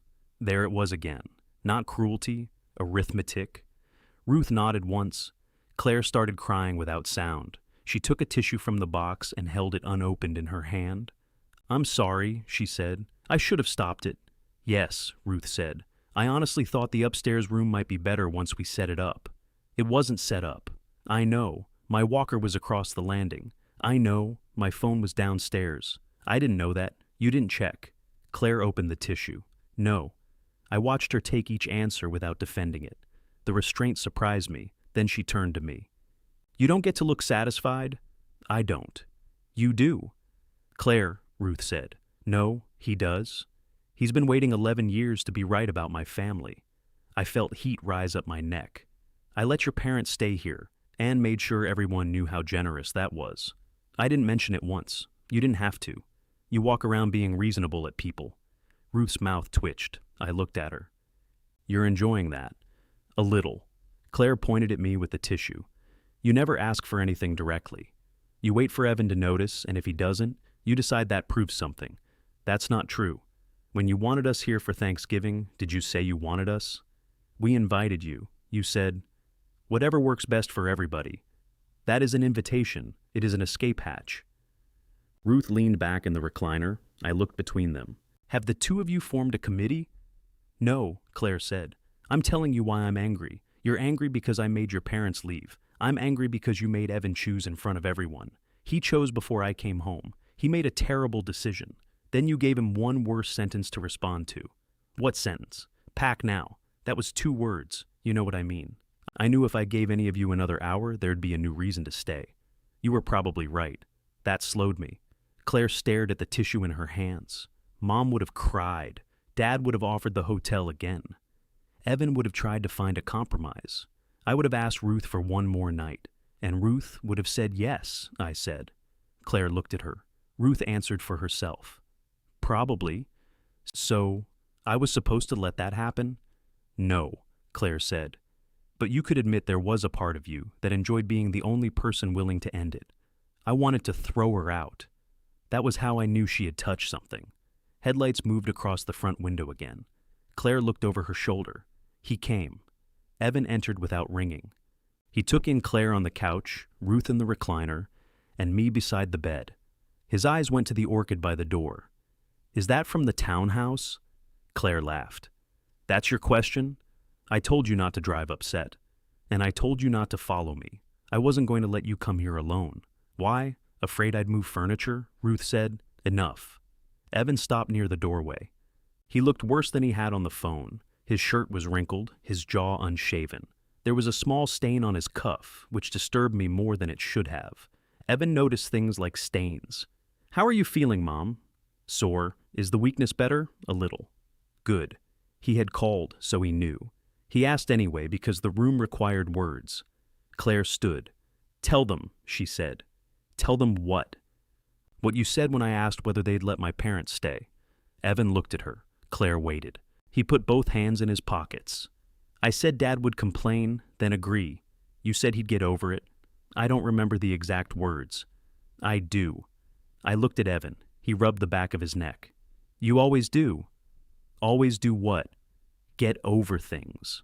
Apparently I missed this one. "That isn't what I mean." "What do you mean?"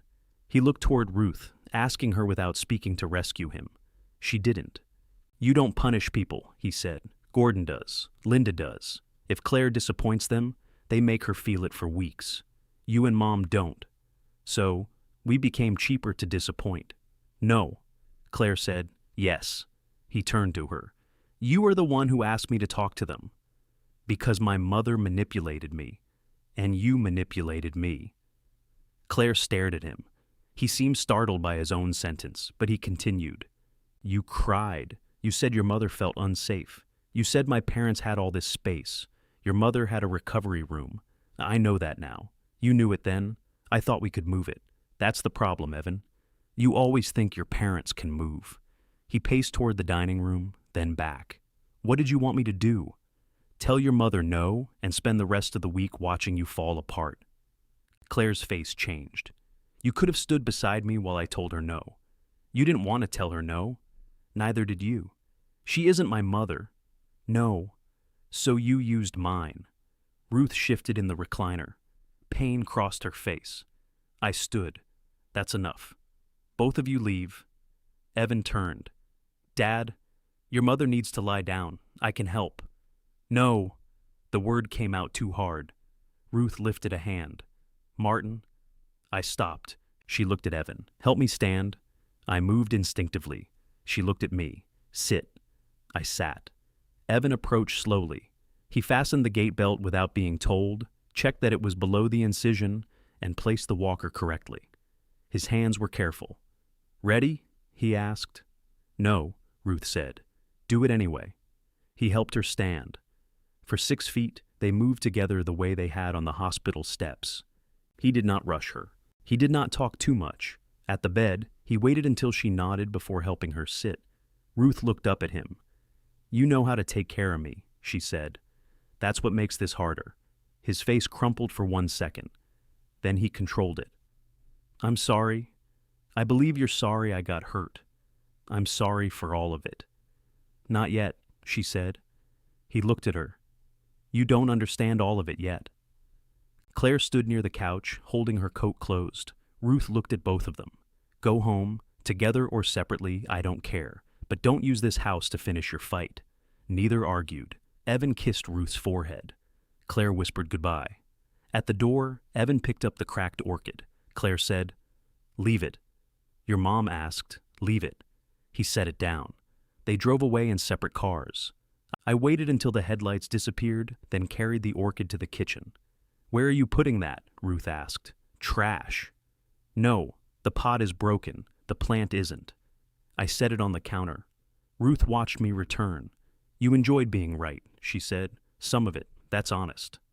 I also wanted them gone. That was clear. I would do it again. She considered that. "I'd want you to," she said. "But next time, ask me how." I sat beside her bed. After a minute, I asked, "What do you want now?" She looked toward the dark window, then at the abandoned orchid in the kitchen. "I want you to stop standing guard," she said. "And I want a donut. Cinnamon, Half chocolate. I reached for my keys. She caught my sleeve. Tomorrow, she said. Tonight, sit. The donut shop had changed its boxes. For 20 years, they had used flat white cardboard with a string tied around it. Now the donuts came in a glossy brown box with a clear window and the slogan, "Life is sweet," printed across the top. Ruth examined it from bed. Corporate, she said. It's the same woman at the counter. She sold out. For a box with a window, that's how it starts. I cut a cinnamon donut and a chocolate donut in half. She chose one half of each, then took 2 bites and declared herself full. You made me drive 6 miles for 4 bites. You needed an errand. I needed sleep. You needed to return with something that wasn't medication. I ate the remaining chocolate half. The cracked orchid sat in the kitchen sink. I had placed the pot inside a mixing bowl so water wouldn't leak over the counter. Its white flowers leaned toward the window. We need to repot that, Ruth said. We need to throw it out. You heard me last night. I was hoping the pain medication was speaking. She pointed at the brass bell. Don't threaten me. She rang it once. I found an unused clay pot in the basement. It was too small, according to Ruth, who had never kept an orchid alive longer than 6 months, but considered herself qualified by experience. I went to the garden store for a larger one, and returned with bark mix, pruning shears, and instructions from a cashier young enough to call me "Sir" 3 times in one transaction. Ruth directed the operation from a kitchen chair. Don't pack it tightly. I'm not. You're pushing, I'm placing. That was a push. I maintained buildings for 34 years. How many orchids lived in those buildings? At least 1 in 4C. You killed that woman's fern. The radiator killed it. You turned the radiator up. She complained about the cold. We both went quiet. Then Ruth said, that one was too easy. It was. I loosened the bark around the roots. The plant looked absurdly delicate for something that had survived a cracked pot, an open wall, Linda, and 2 rides in Claire's car. When I finished, I set it beside the kitchen window. It leans, Ruth said. It has character. You say that when things lean. I say it about you. She threw a napkin at me. Tasha arrived that afternoon and announced that Ruth was ready to attempt the garden. Today? I asked. No, next February. Yes, today. The back door opened onto 3 wooden steps. I had added a railing on both sides before the surgery and spread fine grit into the paint. I checked the screws while Tasha watched. If that railing survives a hurricane, will you feel better? She asked. Yes, it won't. I used structural bolts. The hurricane will be relieved. Ruth wore the blue medication slippers and a light jacket. Tasha went below her. I stayed inside, far enough back that I couldn't touch the gate belt without taking a step. Ruth noticed. Look at him, she said. Housebroken. Reward him later, Tasha said. The first step took nearly a minute. Ruth moved her right foot down, shifted weight, then brought the left beside it. Her mouth tightened. The second went faster. On the third, her knee trembled but held. The garden chair stood 12 feet away. Ruth stared at it. That looked closer through the window. Everything does, I said. Useful. Tasha moved the walker forward. Short steps. Ruth crossed the patio in 6. When she sat, she closed her eyes and tilted her face toward the sun. I waited for a joke. None came. Her hand found mine. I let her hold it without turning the moment into anything larger than her fingers against my palm. After a while, she said, The cushion is damp. I brought it in last night. Then why is it damp? Morning dew. It was inside. Tasha, could you give us privacy? Tasha laughed so hard she had to lean against the railing. The next day, Marcy arrived with lunch and told me to leave. I live here, I said. Not for the next 2 hours. I have things to do. Wonderful. Do them elsewhere. Ruth sat at the kitchen table, opening a container of pasta salad. You could go to the workshop, she said. I'm not leaving you. Marcy is here. Exactly. Marcy put one hand over her heart. The trust between us. I hadn't been to the community repair workshop since before Ruth's surgery. Every Thursday afternoon, we opened a room at the neighborhood center and helped adults fix household items they would otherwise throw away. Lamps, fans, chairs, radios, mixers. Most of what arrived needed a new cord, a drop of oil, or somebody willing to remove 11 screws to find the 12th one hidden under a label. I didn't sign up today, I said. You don't have to, Ruth replied. They'll have enough people. Then you can sit in an orange chair and watch. Marcy pointed toward the door. Go be unnecessary somewhere. The phrase followed me all the way to the center. Cal Bishop was repairing a table lamp when I walked in. He had once worked for the Postal Service and believed any object could be fixed with epoxy if a person lacked standards. He looked over his glasses. Shoulder finally rot off. Strain. Shame. We had money on rot. Who's we? Me. He moved his tools to make space. The room smelled of coffee, dust, and heated solder. 6 folding tables had been arranged in 2 rows. At one, Dolores Pike was taking apart a toaster, while its owner, a woman in a purple coat, watched with growing regret. At another, a man named Ray was explaining to nobody why modern vacuum cleaners represented a moral decline. I stood near the sign-in table. Nobody rushed toward me. Cal replaced the lamp cord without help. Dolores freed a burned piece of bread from the toaster. Ray continued his speech.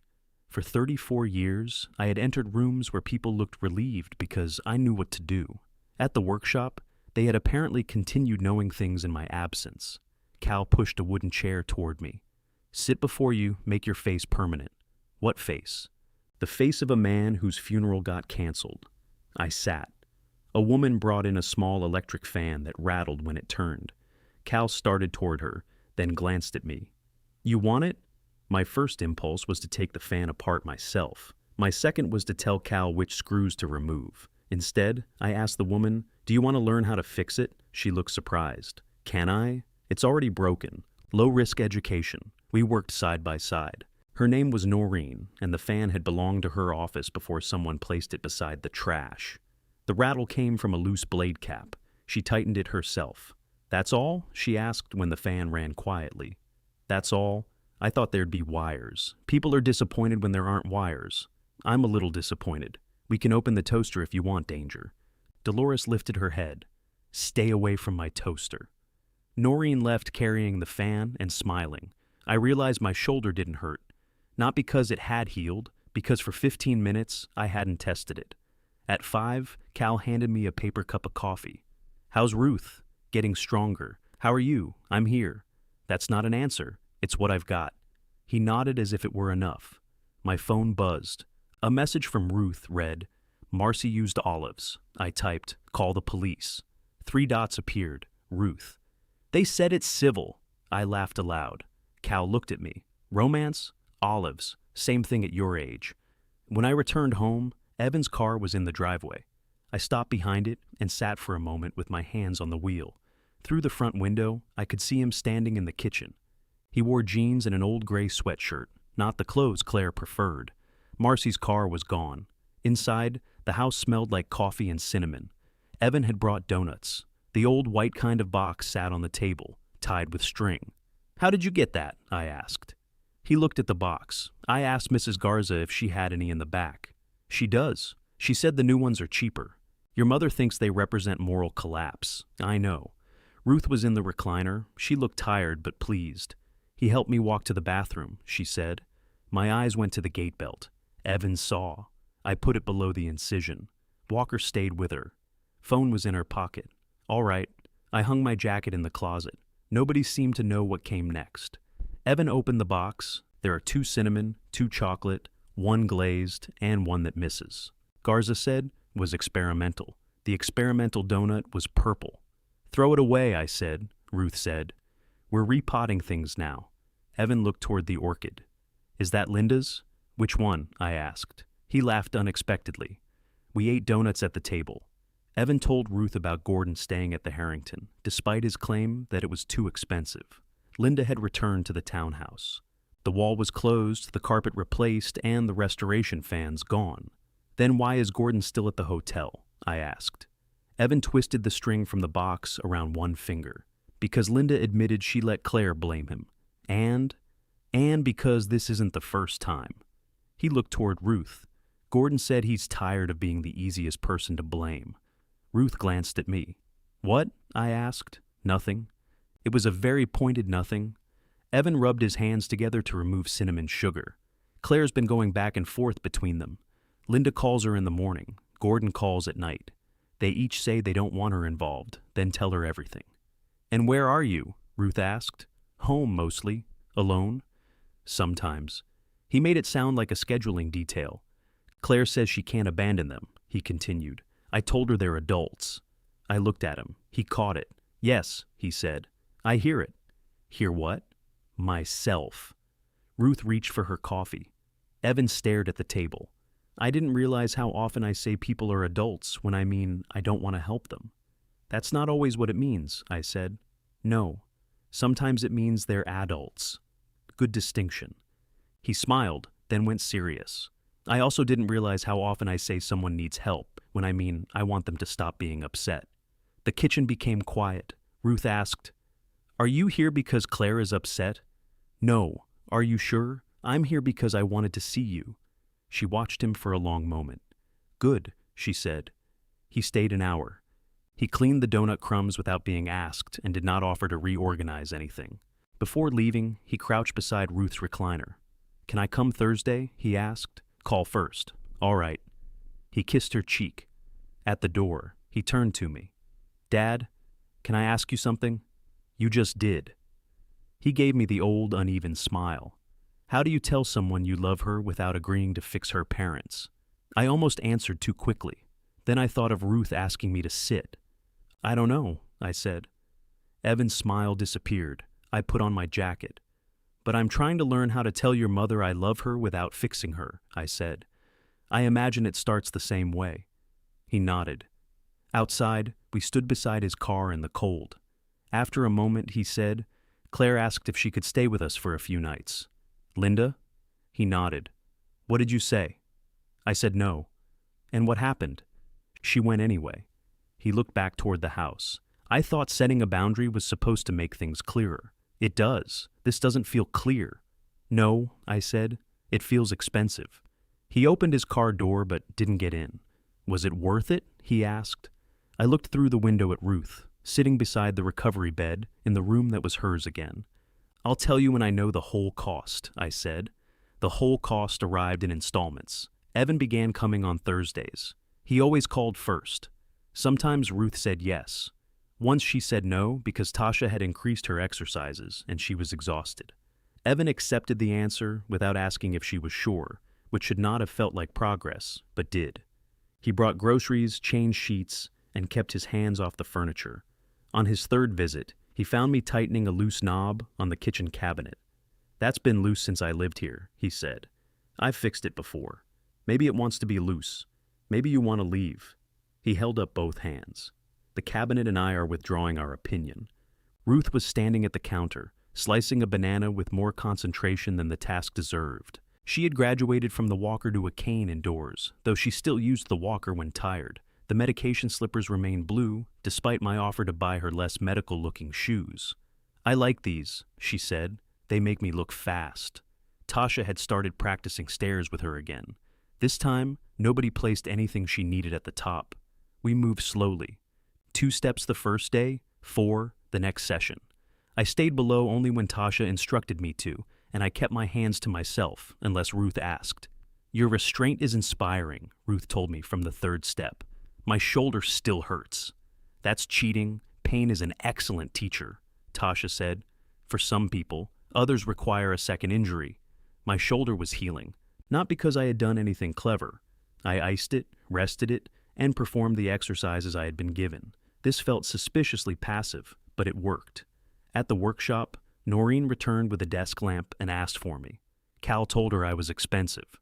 I charge by the screw, I said. That explains your personality, Cal said. I went every Thursday while Evan stayed with Ruth. The arrangement gave me 2 hours outside the house and gave Evan 2 hours with his mother that I did not supervise. The first time, I came home and asked what they had discussed. Ruth looked at me over her book. Nothing about you. I didn't ask if it was about me. You asked with your whole body. After that, I stopped asking. Gordon came to the workshop one afternoon, carrying a wooden clock in a grocery bag. It was an old mantel clock with a brass face and a crack down one side. He set it on my table. The hotel cleaner knocked it off the dresser, he said. You travel with a mantel clock? I wasn't sleeping. So you brought your own time? It belonged to my father. The clock was wound too tightly. The movement had jammed, and one hinge on the back door was bent. Can you fix it? He asked. Probably. How long? Depends whether you continue standing over me. He pulled out a folding chair. I looked at him. "What?" he said. "I can sit over you." We worked in silence for a few minutes. Cal glanced in our direction twice, sensing material.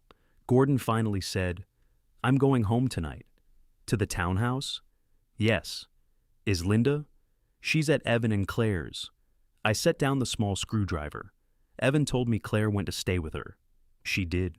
For 3 nights. Then I returned to the townhouse, and Linda decided she needed space from me. So she moved into their house. Claire moved her. Does Evan know? He knows now. I returned to the clock. Gordon watched my hands. "You're not surprised." "I'm tired of being surprised. She says she'll stay through the weekend." "What does Evan say?" "What do you imagine?" I imagined his old uneven smile disappearing, while Claire explained that her mother was fragile. I imagined him looking at a guest room and thinking of all the reasonable reasons to surrender it. "He'll try to manage," I said. Gordon rubbed the edge of the grocery bag between his fingers. "I let Linda make me the problem for years," he said. "It was easier. That word is getting a lot of work. She'd say I was controlling. I'd say fine. Then I'd go play golf while Claire dealt with her. You're telling me you used your daughter as insulation." He looked at me. "I'm telling you I didn't understand that's what I was doing. Do you understand now?" "No." "Now I understand there's a phrase for it." I adjusted the hinge. The clock ticked once, stopped, then ticked again. "Linda expects you to come after her," I said. I did. Twice. And she told me I was pressuring her. So, stop. That's your advice? "It isn't advice. I'm fixing a clock." He leaned back. "You know what I disliked about you?" he asked. Past tense. "You always made surrender look noble." The screwdriver slipped and scratched the wood. I stared at the mark. Gordon continued. "Every holiday, every dinner, you said it was no trouble. You acted like the rest of us were too emotional to recognize what mattered. Was I wrong? Sometimes. But you enjoyed being the man who gave way without looking beaten." I turned the clock toward him. "You cracked this before the hotel." He frowned. "The old glue is yellow." The cleaner knocked it over, but the crack was already there.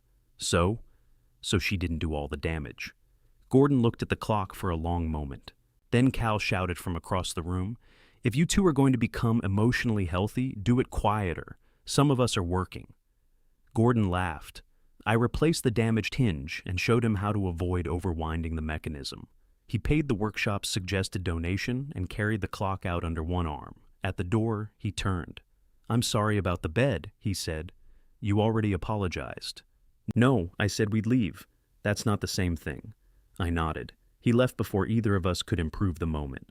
Ruth made it to the top of the stairs the following Tuesday. We stood on the landing beside the place where her walker had been left. She looked down toward the den. The recovery bed was visible through the open door. "I'm not ready to sleep up here," she said. "No one said you were." "You didn't?" "No." She leaned on the cane and studied me.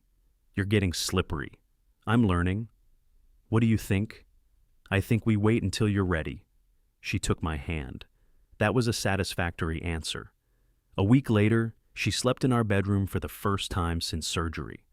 I slept badly because I kept waking to listen for her breathing and to ask whether she needed the bathroom.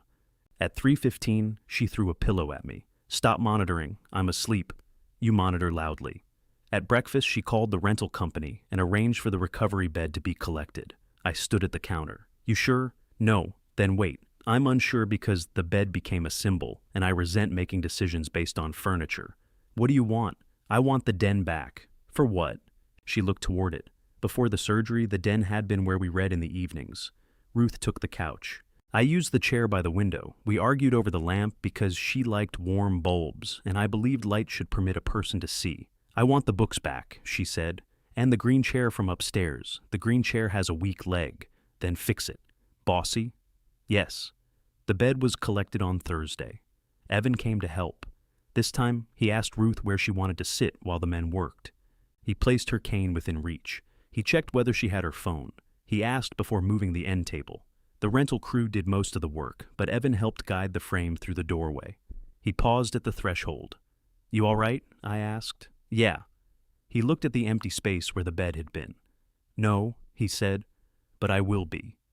We moved the green chair downstairs. It wobbled. I repaired the leg while Evan carried books from the upstairs shelves. Ruth arranged them by no system I could identify. Author? I asked. Mood. That is not a system. It is if you have moods. By evening, the den looked like ours again. The rug lay beneath the coffee table because Ruth wanted it there. I secured the corners with non-slip strips so her cane wouldn't catch. The orchid stayed on the windowsill. Evan stood in the doorway. Claire asked if Linda could stay another week, he said. Ruth placed a mystery novel on the shelf. What did you say? No. And? She said. I'm making her choose. Are you? I don't think so. I sat in the repaired green chair and tested the leg. What are you asking her to do? I said. Tell Linda the weekend is over. That sounds like asking. It's our house. Yes. He looked at me. I thought you'd support me. I do. You have an unusual way of showing it. You can support a person without telling him he's automatically right. Ruth glanced at me, approving. I disliked how much I enjoyed it. Evan sat on the couch. Claire says Linda isn't ready to go back to Gordon. Then she can go somewhere else, I said. Dad. What? You're doing the bag-packing face. I don't have a face. You absolutely have a face. Ruth laughed. Evan's phone rang. He looked at the screen, but didn't answer. Claire? Ruth asked. Linda. The call stopped, then began again. He silenced it. She calls me now when Claire doesn't pick up, he said. What does she want? I asked. Usually to ask when Claire will be home, but in a way that takes 20 minutes. The phone rang a third time. Evan stood. I should go. Ruth hugged him carefully. He hesitated near me, then left. At 11 that night, our doorbell rang. Evan stood outside holding a duffel bag. Behind him, Claire sat in her car with the engine running. Linda was in the passenger seat. I looked at the bag. What happened? I told Linda she had to leave. And Claire said if her mother went, she was going too. The car's headlights shone across our entryway. Ruth came up behind me in her robe, using the cane. Evan looked at her. Can I stay here tonight? Every old instinct rose at once. Open the door, take the bag, give him the guest room, show Claire what a reasonable family looked like. I held the door frame. No, I said. Evan stared at me. Ruth did not correct me. You're turning me away? I'm not turning you away. I'm telling you not to run from your own house into ours. I can't go back there tonight. You can. You don't want to. That's rich. Yes, I said. It is. He looked at Ruth. Mom? She stepped beside me. You can come in for coffee, she said. You can sit. You can be angry. You can sleep in your own bed afterward. Claire's car remained at the curb. Evan looked down at the duffel bag. What if she doesn't come back? He asked. Ruth's hand found mine. Then it won't be because we gave you a place to avoid finding out, she said. Evan came inside, but the duffel bag remained on the porch. That mattered to me. Claire's car idled at the curb. Through the windshield, I could see her hands locked around the steering wheel. Linda sat stiffly beside her, staring forward. I made coffee. Ruth settled into the green chair. Evan sat on the couch beneath the window. For the first few minutes, we listened to the coffee maker click and hiss while Claire's headlights shone across the ceiling. You could turn off the porch light, Evan said. Why? I feel displayed. You're wearing sweatpants at midnight. The display has limited commercial value. He looked at me. That's helpful. I'm making coffee, Ruth said. He's nervous. I am not. You measured the grounds. I always measure. You leveled them with a knife. Consistency matters. Evan stared into the den. The rug was back. The books were back. The green chair had stopped wobbling. Nothing in the room showed where the recovery bed had stood, except 4 pale squares on the floor where sunlight hadn't reached. Looks good, he said. Your mother organized the books by mood. That makes more sense than genre. I brought 3 mugs. Outside, Claire's car pulled away from the curb. Evan watched until the red taillights disappeared. She left, he said. Ruth wrapped both hands around her mug. She may come back. She may not. That's possible, too. He looked at her. How can you say that so calmly? I'm not calm. You sound calm. I spent 11 years sounding calm so nobody would know I was afraid of losing you. I've had practice. He lowered his eyes. The coffee was too hot. I drank it anyway. Evan rubbed the heel of his hand against his forehead. I didn't tell Claire her mother couldn't stay. Not at first. I waited. I told her it was a bad time. I told her we should pick an end date. I said maybe Linda could split the week between us and the townhouse. You made a schedule for somebody you didn't want in your house, I said. Yes. Why? Because Claire kept saying, "What do you expect me to do?" And what did you expect? I expected her to say no. Did you ask her to? Eventually, Ruth said, "That isn't an answer." Evan looked into his coffee. No, I didn't ask. I tried to make the situation annoying enough that she'd reach the same conclusion. I felt a recognition I did not enjoy. What happened tonight? Ruth asked. Linda asked if she could use our bedroom tomorrow afternoon because she wanted privacy for a phone call with Gordon. I put down my mug. Evan saw my face. I know. What did you say? I said she could use the office. Which has a door, I said. I know, Dad. And privacy. Yes. But she wanted your room. She said the office felt temporary. Ruth and I looked at each other. Evan laughed once without humor. That was when I heard it. Heard what? Ruth asked. Myself saying the same things you said. We have space. There are hotels. This is our room. And Claire? I asked. She said her mother was embarrassed and under pressure. She said we could sleep in the guest room for one night. The arithmetic again. The person least likely to punish everybody was the one expected to move. So, you told Linda to leave, Ruth said. I told Claire that her mother had to sleep somewhere else tomorrow. Tomorrow? I was trying not to throw someone out at 11 o'clock at night. Ruth glanced at me. I raised a hand. I'm saying nothing. Your face is giving a lecture. I don't have a face. Evan almost smiled. Then he said, Claire told me I was becoming you. That should not have hurt. Depending on the meaning, it might have been a compliment. It hurt. What did you say? I asked. I said, maybe you weren't wrong. The answer warmed me before I could stop it. Evan continued. Then she said I'd spent our whole marriage letting her handle every hard thing with her parents. She said the first time I found a boundary, I used it against her. The warmth disappeared. Was she right? Ruth asked. Partly. That's usually the dangerous amount. I should have stood with her before it got this far. I let Linda stay because I wanted Claire to see for herself how impossible it was. Every sigh, every request, every time she called Gordon and made their argument our evening. You wanted evidence, I said. I wanted to win without being the bad guy. I leaned back. Ruth watched both of us. Family trait. Evan looked at me. I could have objected. Instead, I said, apparently. For a while, nobody spoke. Then Evan asked, what am I supposed to do now? The question was not as simple as it sounded. He wanted advice, permission, prediction, maybe a sentence he could repeat to Claire and attribute to someone else if it failed. I set my mug on the table. What do you want to do? I don't know. Then start there. That's your wisdom? It's midnight. He stared at me, frustrated. I understood that frustration. He had come to the man who fixed things and found an empty workbench. Ruth said, do you want Claire home? Yes. Do you want Linda in your house? No. Do you want Claire to abandon her mother? No. Those things can all be true. They don't fit. They don't have to fit tonight. He pressed his hands together. I'm afraid if I go back, Claire will think she can force me to give in, I said. And if you stay here, she'll think I'm choosing you. Are you? No. Then don't perform a choice you aren't making. He looked at the door. The duffel bag remained visible through the narrow glass panel, slumped beside the orchid's old cracked pot. Ruth put down her coffee. Your father and I made a mistake with you, she said. Evan looked at her.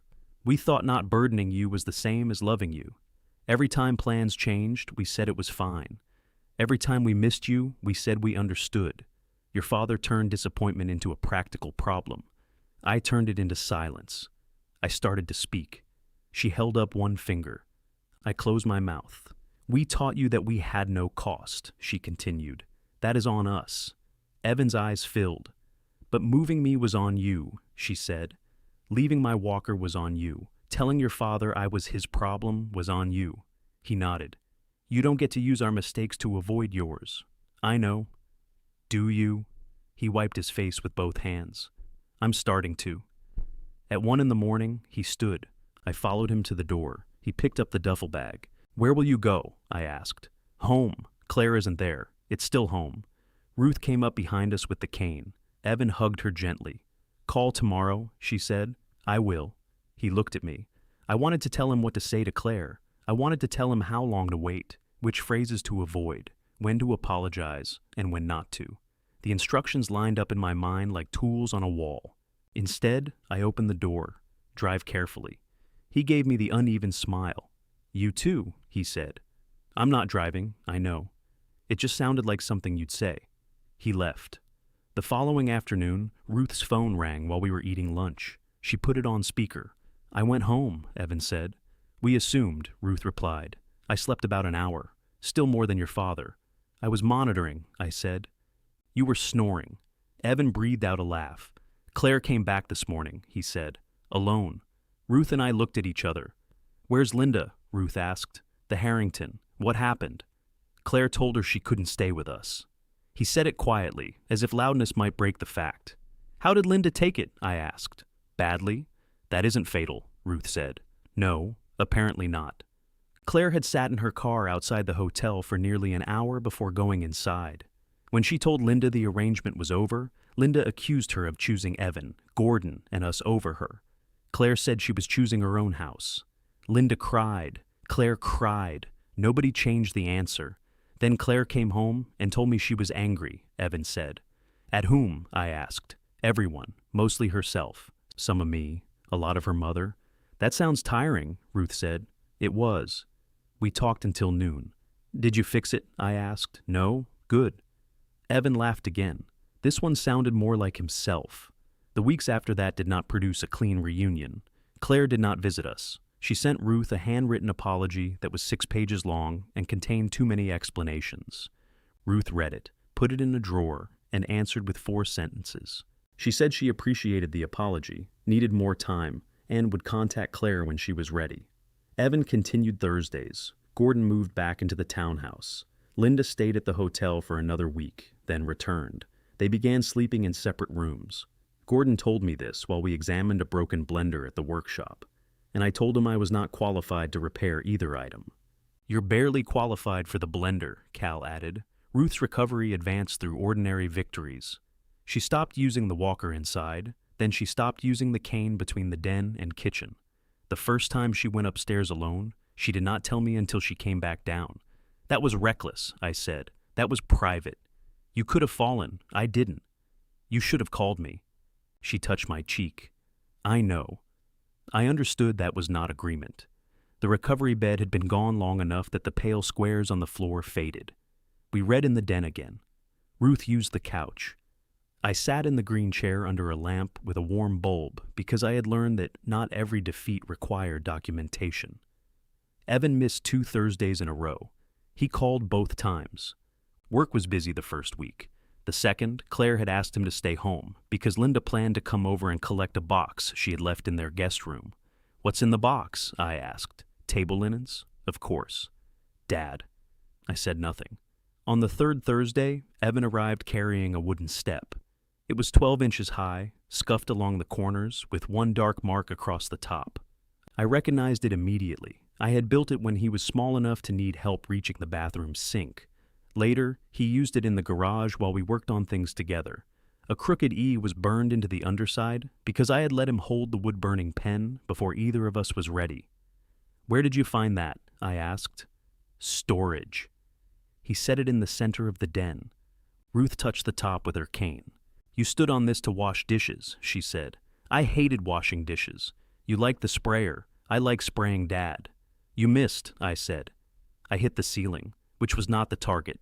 Evan sat on the couch. He looked at the room, then at his mother. I've been trying to figure out why I brought this, he said. Because our furniture collection lacks a dangerous step, I said. Ruth gave me a look. I settled into the green chair. Evan rested his hands on his knees. I think I wanted proof that I remember you taking care of me, he said. Not because you were easy, because you chose to. Ruth's face softened, but she said nothing. He looked toward the spot where her recovery bed had stood. I'm sorry I moved you. I'm sorry I treated Dad's no like something to work around.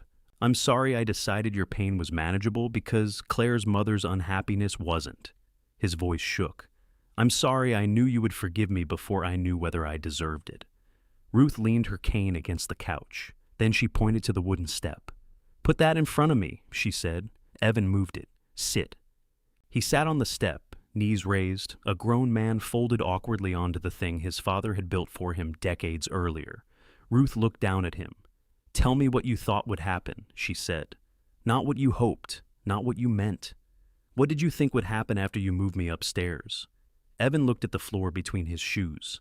"I thought you'd be angry," he said. Ruth waited. "I thought Dad would be furious for a day, maybe two. I thought you'd say we shouldn't have done it, then tell him not to make it worse." I felt the accuracy in my chest. "And then?" she asked. "Then Gordon and Linda would leave. We'd put everything back. Claire would calm down. What about me? You'd be downstairs again. That isn't what I asked." He rubbed both palms over his knees. "I didn't think past putting the room back." Ruth's voice remained level. "You thought about where the bed would go. You thought about where your in-laws would sit. You thought about your wife's feelings and your father's reaction. What did you think would happen to me? I thought you'd manage." The words barely came out. Ruth looked away. Evan continued, because stopping would have been easier. "I thought you and Dad always manage. Even when you're upset, you do what needs to be done. You complain to each other, Dad fixes something that doesn't need fixing, and eventually we have dinner." I looked toward the cabinet knob. Evan's eyes were red. "I didn't picture you on the stairs," he said. "I pictured a version where you stayed in bed until one of us came when you called. My phone was downstairs." "I know." "Did you know then?" He shook his head. "Why not?" "Because I didn't check." "Why not?" His mouth tightened. "Because once you agreed, I stopped thinking of you as the person who would pay for it." The room went still. Outside, a truck changed gears on the hill. The orchid leaves trembled slightly from warm air rising beneath the window. Evan stared at the wooden step. "When Dad went to the pharmacy, Claire said it was a good time to move the bed," he said. I sat forward. "You told me you didn't wait until I left. We didn't plan for you to go. But when you did, I knew it would be easier, because I'd stop you." "Yes." Gordon had answered me honestly. They had not arranged my absence. That did not mean they had failed to use it. Evan looked at me. "I'm sorry I lied about that. You told me you were making the house work for everybody. I was trying to make it sound less bad. It didn't work. I know." Ruth leaned toward him, careful even now. Why was making Claire feel chosen more important than making sure I was safe? Evan's face broke. "Because I was afraid she'd leave me." It was not the answer I expected. Ruth's expression softened, but she didn't rescue him. Had she threatened to? No. Had she ever said she would? No. Then where did that fear come from? He looked toward the kitchen, toward the front door, anywhere except at us. Watching her parents, he said, "Everything with them feels one wrong sentence away from somebody leaving." Gordon walks out. Linda shuts down. Claire chases whoever went. I thought if I became the person who fixed it fast enough, our marriage wouldn't be like theirs. "And how is that working?" I asked. He gave a wet, humorless laugh. "Not great." Ruth sat back. "Fear explains why you reach for the wrong thing," she said. "It doesn't make it the right thing." "I know. You keep saying that." "I don't know what else to say." "Say what you'll do differently," he thought before answering. "I'll ask what something costs you before I assume you can carry it." Ruth looked at him. "And if the answer makes Claire unhappy," she asked, "I'll let her be unhappy. And if it makes us unhappy, I'll let you be unhappy too," I said. "We appreciate the equality." Ruth's mouth twitched. Evan looked at me. "I won't treat your forgiveness like permission. That one belonged between us." I nodded. Ruth reached down and put her hand on his shoulder. "I forgive you," she said. His eyes closed. Then she added, "That doesn't mean we go back to how things were." He opened them. "I don't want to." "I do, sometimes," she said. "That's what makes this hard." Evan laid his hand over hers. They stayed like that, his large body folded onto the wooden step, and Ruth leaning forward from the couch. I felt like an intruder in my own den. Then Ruth looked at me. "You have something to say." "No, I don't. Your whole body is asking for a podium." Evan laughed through his tears. I looked at my wife. "I'm sorry I packed the bags without asking you." She waited. "I'm sorry I used your injury to settle an argument I'd been having with all of them in my head for years." Evan's face changed. I continued before I could improve the confession into an explanation. I was right to make them leave. I was wrong to make myself the only person allowed to decide how. Ruth nodded. "I was glad you did it," she said, "and furious you did it that way. Both can be true. Look at you. What? Learning. Evan got off the step and sat beside her. What happens now? He asked. Ruth picked up her book. You come Thursday if you call first. That's it? That is this week. He looked at me. I'm available Thursday, I said. I just won't be here. He smiled. Evan left the wooden step in the den. I repaired one split along the side, sanded the rough corners, and resisted repainting it. The dark marks stayed. So did the crooked E underneath. Claire did not return with him the following Thursday. She didn't come the week after that either. Then Ruth received another note, this one only half a page. Claire asked if she could visit alone. She did not include Linda's feelings, Evan's fear, or my temper. Ruth said yes. I offered to go to the workshop. No, she said, stay. Why? Because I want you here. The answer was direct enough to make me uncomfortable. Claire arrived carrying no flowers, food, luggage, or plants. She wore jeans and a plain sweater. The dark hair Linda always admired was tied back carelessly. She sat on the couch. I remained in the green chair. Ruth used the wooden step as a footrest. I knew you didn't want to move, Claire said. Ruth's fingers tightened around her coffee cup. I told myself you were only worried about Martin's reaction. I told myself upstairs would be quieter, but I knew. Yes, Ruth said. I wanted my mother to stop crying. I wanted Evan to prove he understood what she'd done for us. You were the person least likely to make me regret choosing someone else. Ruth nodded. Claire looked at me. When you packed their things, I thought you were cruel. I was angry. You were also right that we would have found another reason to stay. Yes, I'm still angry about how you did it. So is Ruth. Claire looked surprised. I'm not asking you to stop being angry, I said. No. She looked down at her hands. I don't know what to do with that. You don't have to do anything. Ruth glanced at me again. I said, What? Nothing. This time, her nothing felt warm. Claire apologized without asking whether Ruth forgave her. She described the hard chair, the walker on the landing, and the phone downstairs. She did not call any of it a misunderstanding. When she finished, Ruth said, Thank you. Claire waited. That was all she received that day. She came back 2 weeks later to have coffee. The visit lasted 40 minutes. The next time, she brought Linda. Linda stood in the entryway until Ruth invited her farther. She no longer rearranged the kitchen. She asked where to put her purse. When she brought tea, she placed Ruth's water closer instead of moving it away. Nobody pretended these small acts were transformation. They were simply the acts available. Gordon and Linda remained together, though not in the same shape as before. Gordon stopped leaving every argument. Linda stopped sending Claire after him. Sometimes they failed. When they did, Claire no longer treated each failure like an alarm. Only she could silence. Gordon returned to the workshop with the same clock because he had overwound it again. I showed you once, I said. I was distracted by personal growth. Expensive hobby, Cal called from the next table. Charge him by the feeling.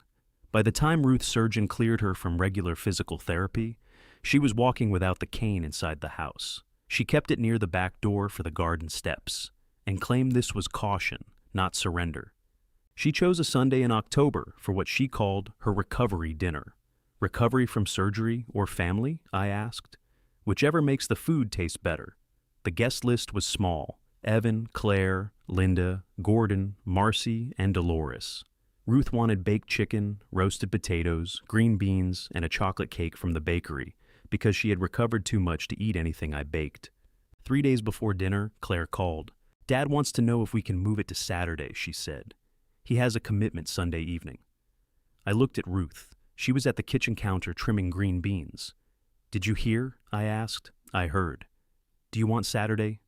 No. I returned to the phone. Sunday at 5, I said. We'll miss him. Claire was quiet. Then she said, Okay, no explanation, no accusation, no emergency. When I hung up, Ruth smiled. What? I asked. Nothing. Gordon did miss the first half hour. His commitment ended early, and he arrived at 5:30 carrying a bottle of wine and no request that we restart dinner. I found that more impressive than punctuality. Everyone sat where there was space. I took my usual chair at the head of the table, not because I had earned it or claimed anything, but because it was my chair and I wanted it. Evan sat beside Claire. They did not monitor each other's moods. Linda accepted green beans without asking how they were seasoned. Gordon complimented the chicken and did not compare it to another chicken he had eaten somewhere better. Marcy brought olives in a covered dish. "This is harassment," I told her. "This is culture." Dolores returned the pie plate with a pie on it, then announced she was taking the plate home again. Conversation moved badly at first. Too polite, too careful. Then Gordon knocked over his water. It spread across the table toward Linda's sleeve. 3 people reached for napkins. Gordon stood too quickly and bumped the table. Claire laughed. Evan laughed because Claire did. Ruth began laughing, then I did. And within seconds, everyone was making more noise than the spill deserved. Gordon looked around. I failed to see the comedy. "You had to be here," Marcy said. "I am here. That's what makes it funny." The room loosened. After cake, I stood to collect the plates. Ruth reached into the pocket of her sweater. The brass bell rang once. Every person at the table went silent. I looked at her. She pointed to my chair. "Sit. There are dishes. They'll continue being dishes." Evan stood and picked up 2 plates. Claire took 2 more. Linda carried the coffee cups. Gordon reached for the serving bowl, and Marcy slapped his hand away because it still held water. I sat. Ruth leaned back in her chair, tired but upright, while our family made an imperfect mess of clearing the table. She reached under it and found my hand. This time, neither of us moved.